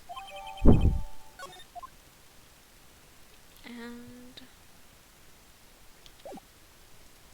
let's move back to the detention center and let's see if you will do something about this photo. Have you looked at this? Have a look at this. Look, I've said several times, I'm not telling you. Where did you get that? Haha, a reaction. This is him, isn't it? What? Who? When? Why? It is him. This is the man who stayed in your hotel room the night of the murder. No, that's not right. Nice try, Miss Cooperative. Do you have proof that that was him? Yeah, proof. Show me the proof. I'm so close. Alright, so I guess I gotta go back to this guy. He'll be able to say if it was or not. Take a look at this photo. That's him, detective. I'm the lawyer. Oh, I know that. I just wanted to say detective once. No, I don't. Without a doubt, that is the man who checked in with Miss April May. Just saying I'm not very creative neither. So I'm afraid I can't help. But that makes it fun. You guys can give me like interesting ideas. Like maybe make her nose like hooked. Like long and hooked like Pinocchio. Make her eyes really big, which it doesn't make in proportion of a human. Make her chin non-existent. Stuff like that. Make a funky character. Or if you guys don't feel like doing that, then we can do a normal character.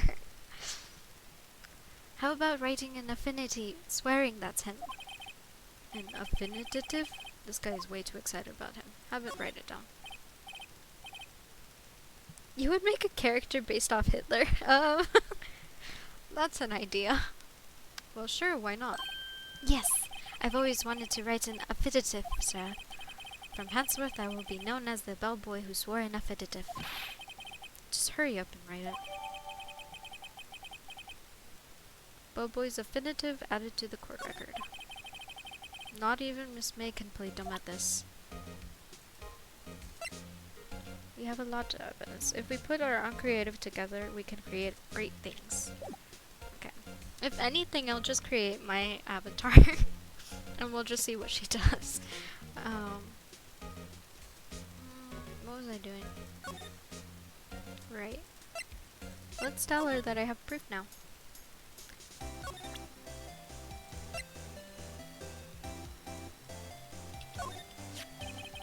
Could you have a look at this? What's that? The bellboy's affinitive. It tells us everything he saw, such as the man you checked in with, who is most definitely this guy. Now I'm getting somewhere. Let's push her hard. This is it. All or nothing. Time to do a little fluff. No more playing dumb. As if indeed that's an act. If you don't talk, I'm taking this info to the press. What? Even though he should have been witness to murder, your little friend was missing. I'm sure the press would have a field day with his reputation. Oh, fine, I'll talk. You win, lawyer. Yes, man, that felt good. It's great to be alive. Why are you pumping your fists in the air? Now, tell me more about the man you're with. That man, he's my boss. Wright, the president of the information gathering collaborative Blue Corp. Wright? Information gathering. We have uncreative and Hitler. What could possibly go wrong? Famous last words. Okay. Either way, you guys would make it fun. Better make it good, I guess. Well, I suppose I could call it a detective agency. So this is the man that was with you the night of the murder? I'm scared to talk. I don't want to end up like her. It's okay. I'll just ask Mr. White himself. Can you tell me where Blue Corp is located? Just use Google Maps. Mr. White, at last. Finally, a lead on this guy. If April May couldn't have done it, that leaves him. Time to take action.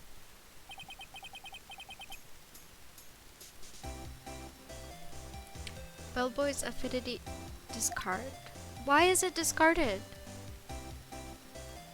I could have used that. Okay. I guess not. Let us move. We can now go to Blue Corp.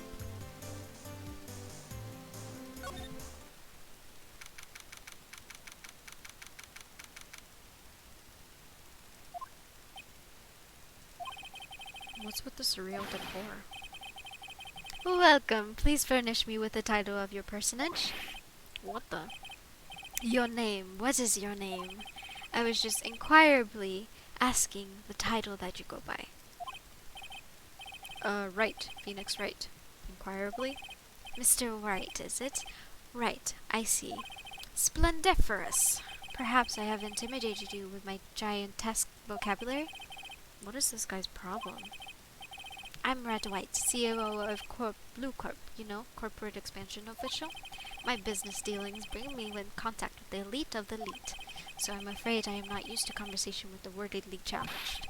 What a fruitcake. What? Green globe moment, yes.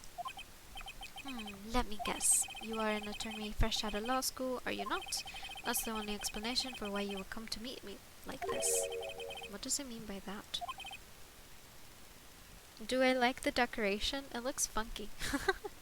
Oh! Oh, I see what you're trying to hint at. You're talking about the painting, huh? I didn't even notice it. No matter. So, what business does a mighty lawyer have with a man such as myself? Yips, this guy's arrogance is meter off the scale. Let's see the painting. What a painting. Haven't I seen this somewhere? Is that a replica? Ridiculously.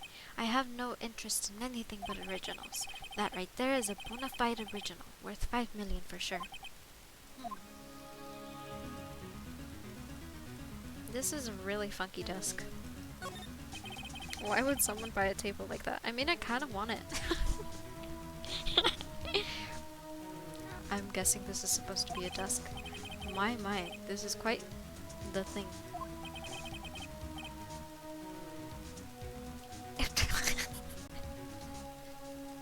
It is modeled on...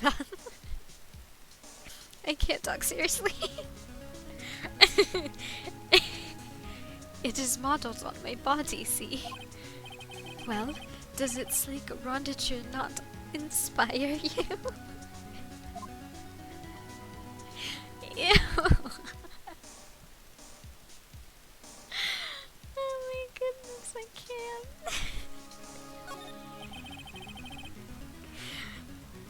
An impressive lineup of trophies. Judges Special Runner-Up, Best Participation. Judges Corporation Award, Special Good Try Prize. Word judges and special kind of stand out. A statue of a man holding up the world. The Blue Corp sign definitely stands out enough. The motto of the man is, of course, Mr. White. Truly a work of art, but probably too beauticious for you to appreciate, correct? I think it's a little too beauticious for just about anyone to appreciate. I think that's all. Oh, the window. This is the top floor of a 20-story building. To each their own, I guess. You're completely right, Bella. This view is quite presidential. Alright.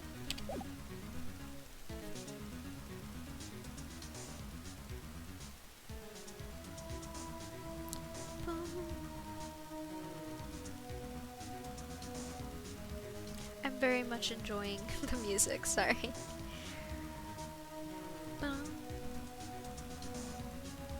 Alright. Let's talk to him. Miss May. Miss May is an employee of Blue Corp, is she not? Correct. She is my secretariat. What a shock it was to hear about what she has done. What she has done? Do you mean the wiretap? Indeed, she is paid to answer phones. Tapping them is not in her job description. She does gather information for us as part of her duties. But I assure you, we do not condone illegal methods. It is ineffable that she would do this.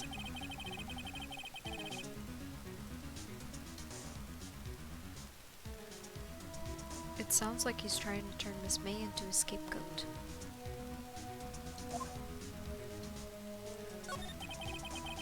On the night of the murder, were you in April May's hotel room? Who can say? I seldom pay attention to mundane details such as time and place. My motto is, don't worry, be happy. Still, Mr. White. The hotel bellboy has stated on the record that he does not remember you very clearly. No matter, the bellboy can say that when he pleases, I still won't talk to you. If you want me to speak, put me on the witness stand, although I doubt you'd be capable of doing that. He raises a good question, actually. Why didn't the prosecution call him as a witness? He should have seen the same thing as April May. Oh ho ho! The police. The courts. To me, they are mere toys, playthings for my amusement. What kind of company is Blue Corp anyway? Ah, excellent question. We buy and sell various kinds of information. We are a company of the future, you might say. We are the future. Sell information? In just 10 years, I've built the business up into the grand office you see now. Ah, in case you were wondering, Blue Corp was named after the color blue. Why not purple? You wear a lot of purple. And pink. I read Wright of Blue Corp as founder and CEO named it so. And why, you ask? Because I like the color blue, of course. Okay. Fantabulistic, is it not? There's something that's been bothering me. Yes? What might that be? That big painting on the wall over there. When did you get it? Say, when did you get that painting? No idea, I forgot. I've seen that painting before. Yesterday, in fact. Why do I find that painting here today? Mr. Wrong, was it? Right. It appears you do not fully grasp your position here. I ask again. Who are you? Huh? A lawyer? No, my feebler friend. A mere lawyer. Worth nothing. Zilch, zippo, nada. Just like that sorry excuse of an charming grody burger. What? Did I get beat up? He punched me. Well, Mr. Lawyer, what will you do, eh? Charge me with an assault? Charge me anyway. I welcome it, for it is you who will be found guilty. What?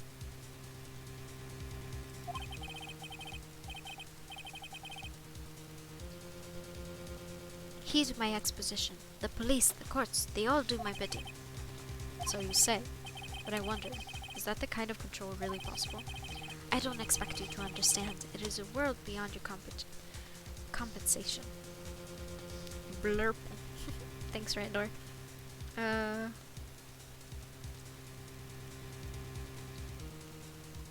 mean, I think streaming is fun, Bella, so maybe you should try it sometime.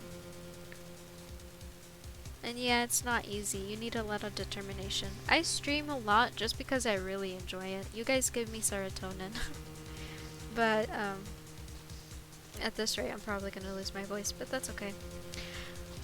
It's worth it for streaming. You came here from Gordy's Burgers, I should presume? Mr. Grossberg's? Yes. Then you must ask him, why is it that this painting of his hangs here? Perhaps then he will tell you. Perhaps he will explain how a man can live life purely for personal profit. Why the hearts, Randor? Is it because I said you guys give me serotonin? Because it's true. Go on, skedaddle. There is nothing more for us to discuss. There is literally nothing more for us to discuss, so let's see. Can I present anything?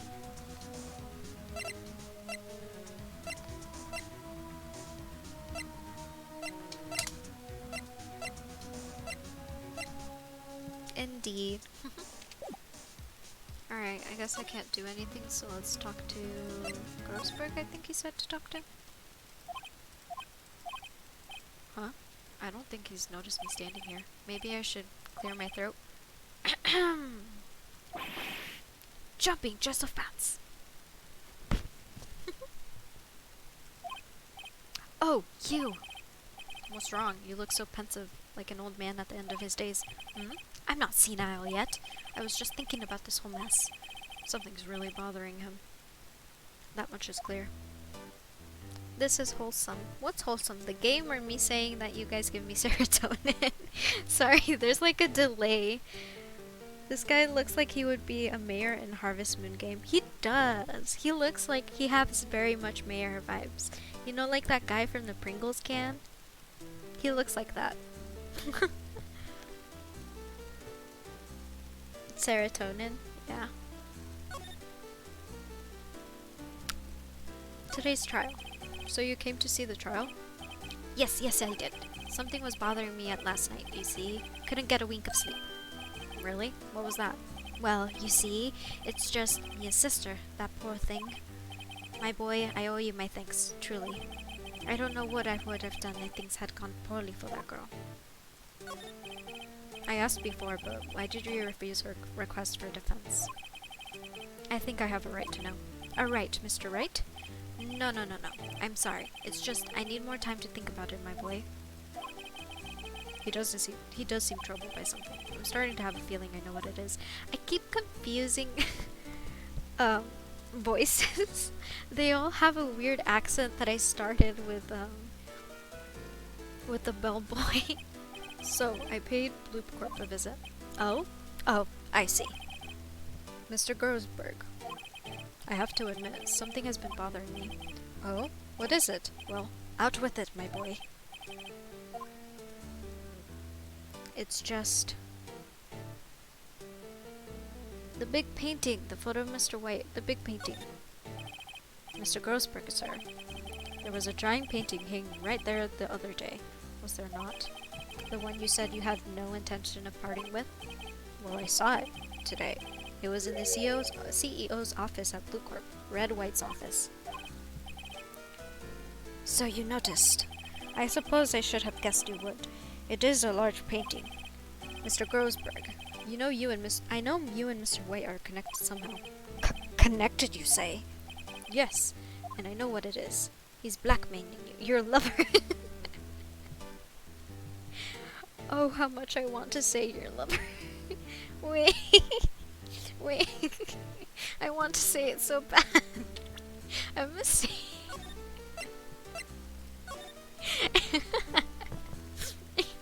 I'm gonna save and say you're lovers. It's not something I can claim to understand, but you and Mr. White are lovers, aren't you? What? What? My boy!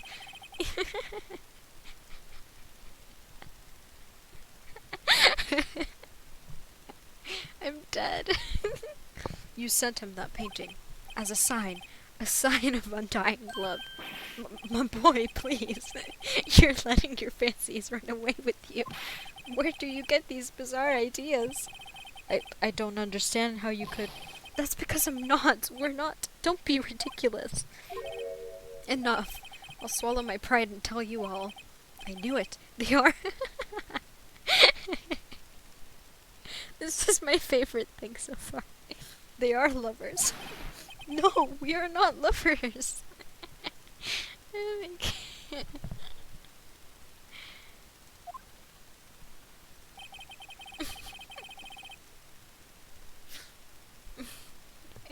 I need a minute. I need a minute to... This is fine. It's not that funny. It's not that funny. Red White is a man who makes his life through intimidation. Blue Corp is a company that excels in finding people's weaknesses, I'm afraid. I've been paying them for 15 years now. 15 years? All because of a DLC incident, as you may have guessed. The name on the back of those photographs. As you what the fuck? As you suspected, I could not stand in defense of Maya because of this. White would have destroyed me if I did. So that's the connection. It is harder for me to tell you this, my boy. Your arresting Red White will be nigh on impossible. Impossible? Why? He had information on everyone. It gives him an iron grip. He owns judges, attorneys, prosecutors, police, and politicians. What? They are bound, unable to do harm to themselves and therefore to him. Don't look at me like that. What you see is nothing more than the weight of many years. What's the DLC incident? Do I have to get a DLC? Oh, I guess... DL6 incident. Alright, I guess we'll talk about that. But I'm getting cold, so I'm gonna turn on my heater before I do that. You guys are gonna... I don't know if you can hear it in the background, but... There we go. It gets cold in my room, I'm sorry. Ah yes, the DLC incident. The DL6 incident. What is the DL6 incident? The DL6 incident is more than sorting cold the police gave the case. It was 15 years ago now. I received a request from a medium, a spirit medium. A medium? Her name was Misty Faye.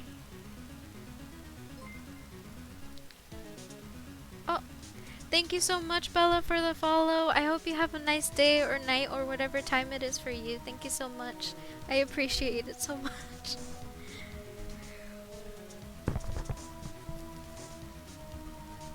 Oh, it is cut off. Dang, I don't know how to fix that. See you next time, Bella. I would try to fix it now, but I don't think I'll be able to fix it.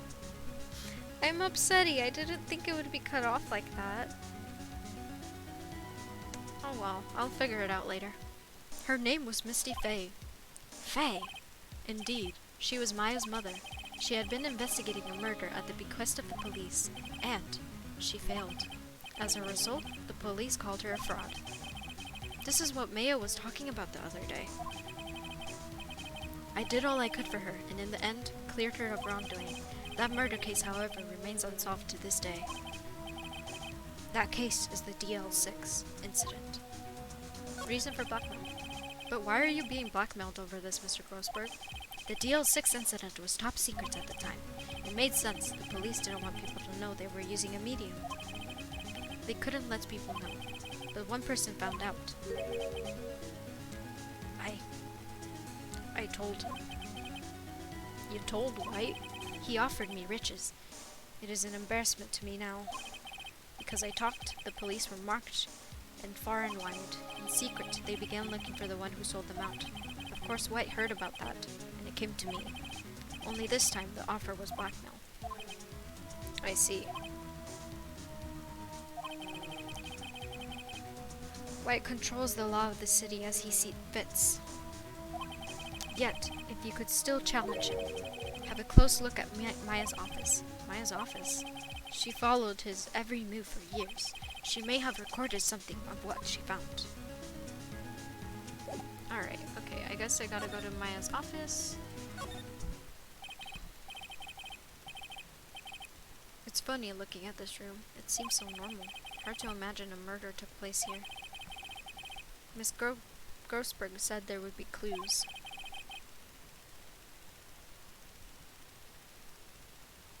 Maybe I should have another look.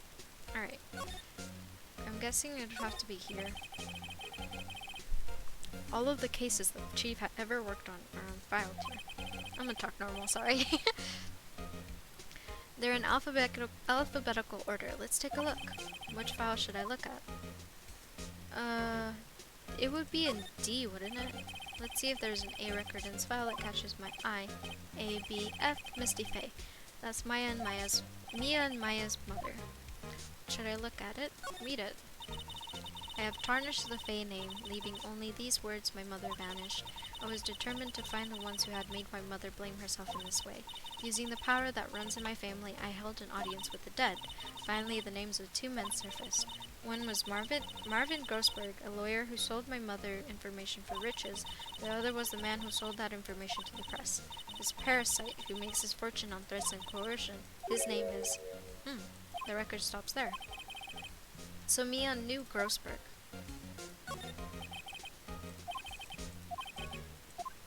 Let's do J and S. Let's see. J through S. Nothing much in here. Maybe I'll just skim some of these. Skim. Well, no harm in flipping through, I guess. John Cena! Pan, pan, pan, pan, pan. What? The biggest parts here at the end is S. Suicide? Ew. She has a collection of suicide reports. This politician, policeman. There's writing on most of these in pencil. White? This is Maya's handwriting. Wait. I get it. Mia thought he was involved in these suicides. White drove them all too. I can use these notepaper clippings. Let's find the most disturbing one.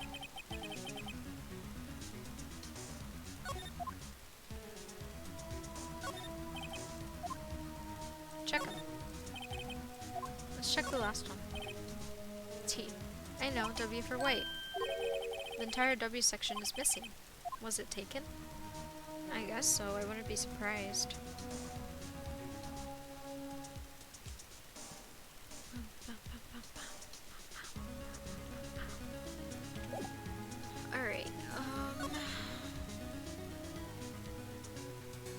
Where should I go now? I guess I have to go talk to him again? Oh, never mind. Maybe... let's go talk to her. Apparently Miss May is in questioning. I doubt they'll let me talk to her today. Damn. This guy? Will he tell me anything new? Sound of water coming from the shower. La-da-dee, la-dee-da, money making, I got the money making blues. Someone really seems to enjoy washing the showers. Okay. Blue Corp is the last place I can go, but... well, aren't you persistent? Sorry, but there's something I have to ask you. Mr. Lawyer, I really hate having to repeat myself, but it seems the message has not been penetrated through your sick school.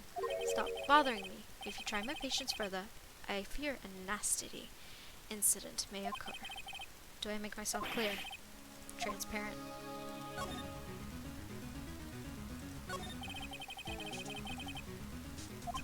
I need some evidence that I can use as ammo.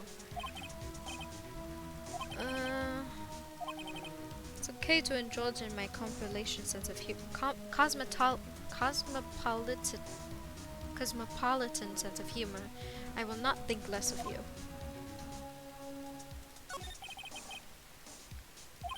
I've got to put him on the spot and then think of... Stop that! Your hot gaze is giving me goosebumps.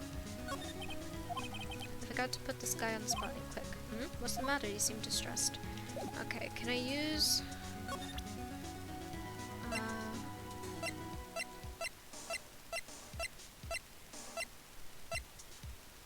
yeah, let's use the newspaper clipping. This is the only clue that Mia left me. I'd better make one count. Mr. White, see this? It's an article describing a suicide of a politician. He was embezzling secret government funds. Then one day, word got leaked to the press. The very next day, he took his own life. And this concerns me. How? I found this article in my office. Miss Mia, she had a file filled with articles like this. Every one of them was labeled with a single word, White. Mr. White, I know that you did what you did to this politician. You blackmailed him. You were blackmailing him. Blackmail? Not just him, either. You were threatening and coercing hundreds of others. You were involved in all the suicide cases that Mia investigated. This company is built on blackmail. I'm right, aren't I?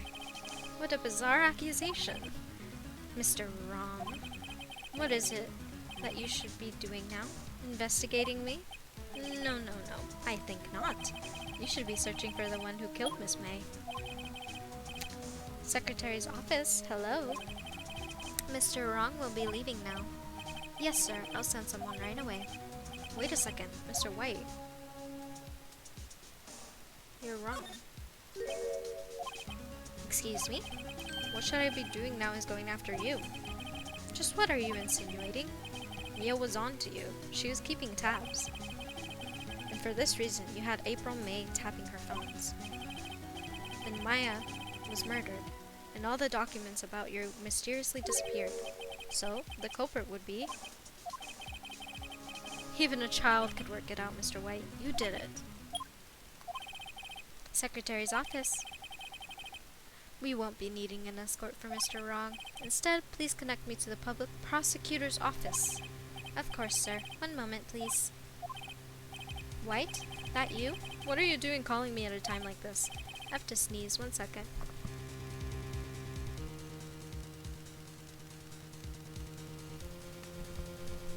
I muted myself so you didn't have to hear it. Hello, Chief Prosecutor? I've changed my mind. I want to testify tomorrow. What's this about? The Maya Fey case. I witnessed the murder, you see, and thus, as a very important witness, I would like to testify. What? Why now? I thought you said you didn't want to go to court. Quietude. I told you that I changed my mind, didn't I? Oh, and on the one other thing. Send the police over here right now. The man is standing right in front of me. He looks dazed, but could be violent. What? What man? Are you even listening? The executioner, the hatchet man, the liquidator, the killer man. What? Mr. White, this isn't another one of those. Chief Prosecutor, I do not believe you are in a position to freely offer your opinions to me, correct? I'm telling you to send the police now. Did I not tell you, Mr. Ron? You are a mere lawyer, as was Miss Mia. How dare you? I'll point the finger at you, and you will be tried as Miss Mia's killer. The case is as good as settled. No lawyer of any worth will be defended you. I have friends in the local lawyer association, you see. You'll be given a lawyer so stupendously inept that they make even you look competent. I feel faint. Detective Gumshoe reporting, sir. Ah, Butts! Harry Butts! What? Wright, actually. Phoenix Wright. And my friend's name is Larry. Alright, sorry, pal. Butts was the murderer, right?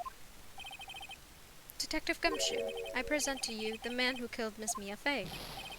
What? Take this despicable human being into custody. Farewell, Mr. Wrong. September 8th, 3:37 p.m. Detention Center. Visitor's room. I can't believe it's only been a day since the first trial. My trial begins tomorrow. White's going to set a trap for me. And the prosecution will be on it, of course. An attorney was assigned to me by the state yesterday. I refused. I had an idea. Right. Mr. Wright. Oh, Maya. Great. They let you out of detention. Just now, yes. It's all thanks to you. Ha. Now I'm afraid we've switched places. What? You mean you... I explained what had happened to Maya. I don't believe it. How many people does that man need to destroy before he's satisfied? My mother, my sister, and now you. This has gone too far. Mr. Wright, please tell me, is there anything I can do? Well, defend me in court. Alright, you can be my defense lawyer tomorrow. Alright. Huh? Leave it to me. I am Mia's sister after all. Lowership runs in our family. I thought it was, wasn't it ghost powers that ran in your blood? I'd better run to the bookstore and pick up a copy of Law for Rookies. Wait, I was joking. What? I'm kidding, it was a joke. No way. No, really, I was kidding, but thanks, it's good to know you're on my side, and that there really isn't anything you can do for me anyways. But I just can't sit here and do nothing. I've got to give that man a piece of my mind. Just a piece? Okay. Then come to the trial tomorrow. Oh, okay, I'll be there. I'll show them a thing or two. That surely would go well. Yes, it would. I don't know why he just wouldn't let her be the lawyer. Times may change, yet with crime it's the same old story. In fact, it's gotten worse. Lengthy court procedures are no longer realistic. Beginning a few years ago, a limit of 3 days was put on initial court trials, almost all finished in a day, most with a guilty verdict. I never thought I would end up in the defendant's chair myself for this case. With the true culprit appearing in the star witness. This is it. Tomorrow it's me or him. To be continued. I think this is actually a good place for me to end it, just because my voice needs rest. And I think we made a lot of progress today. So I might as well end it at some point. Let's go raid someone. Do you guys have any suggestions on who we could raid? It's 10 a.m. for you? You need sleep. Yes, you do need sleep. You should go to sleep while I look for someone to raid. Do you guys want to watch Minecraft or something? I can look at people who are playing Minecraft, or I can find someone else if someone else is playing Ace Attorney, actually. Ace Attorney.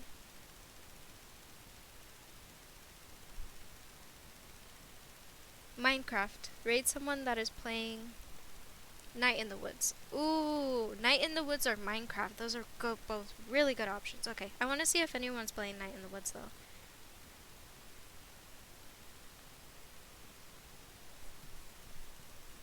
There is one person playing Night in the Woods. Alright.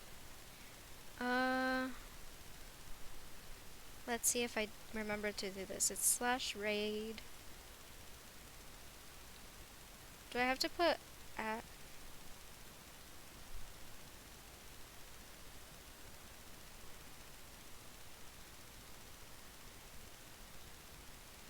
Is that correct? Did it work? Oh, yes.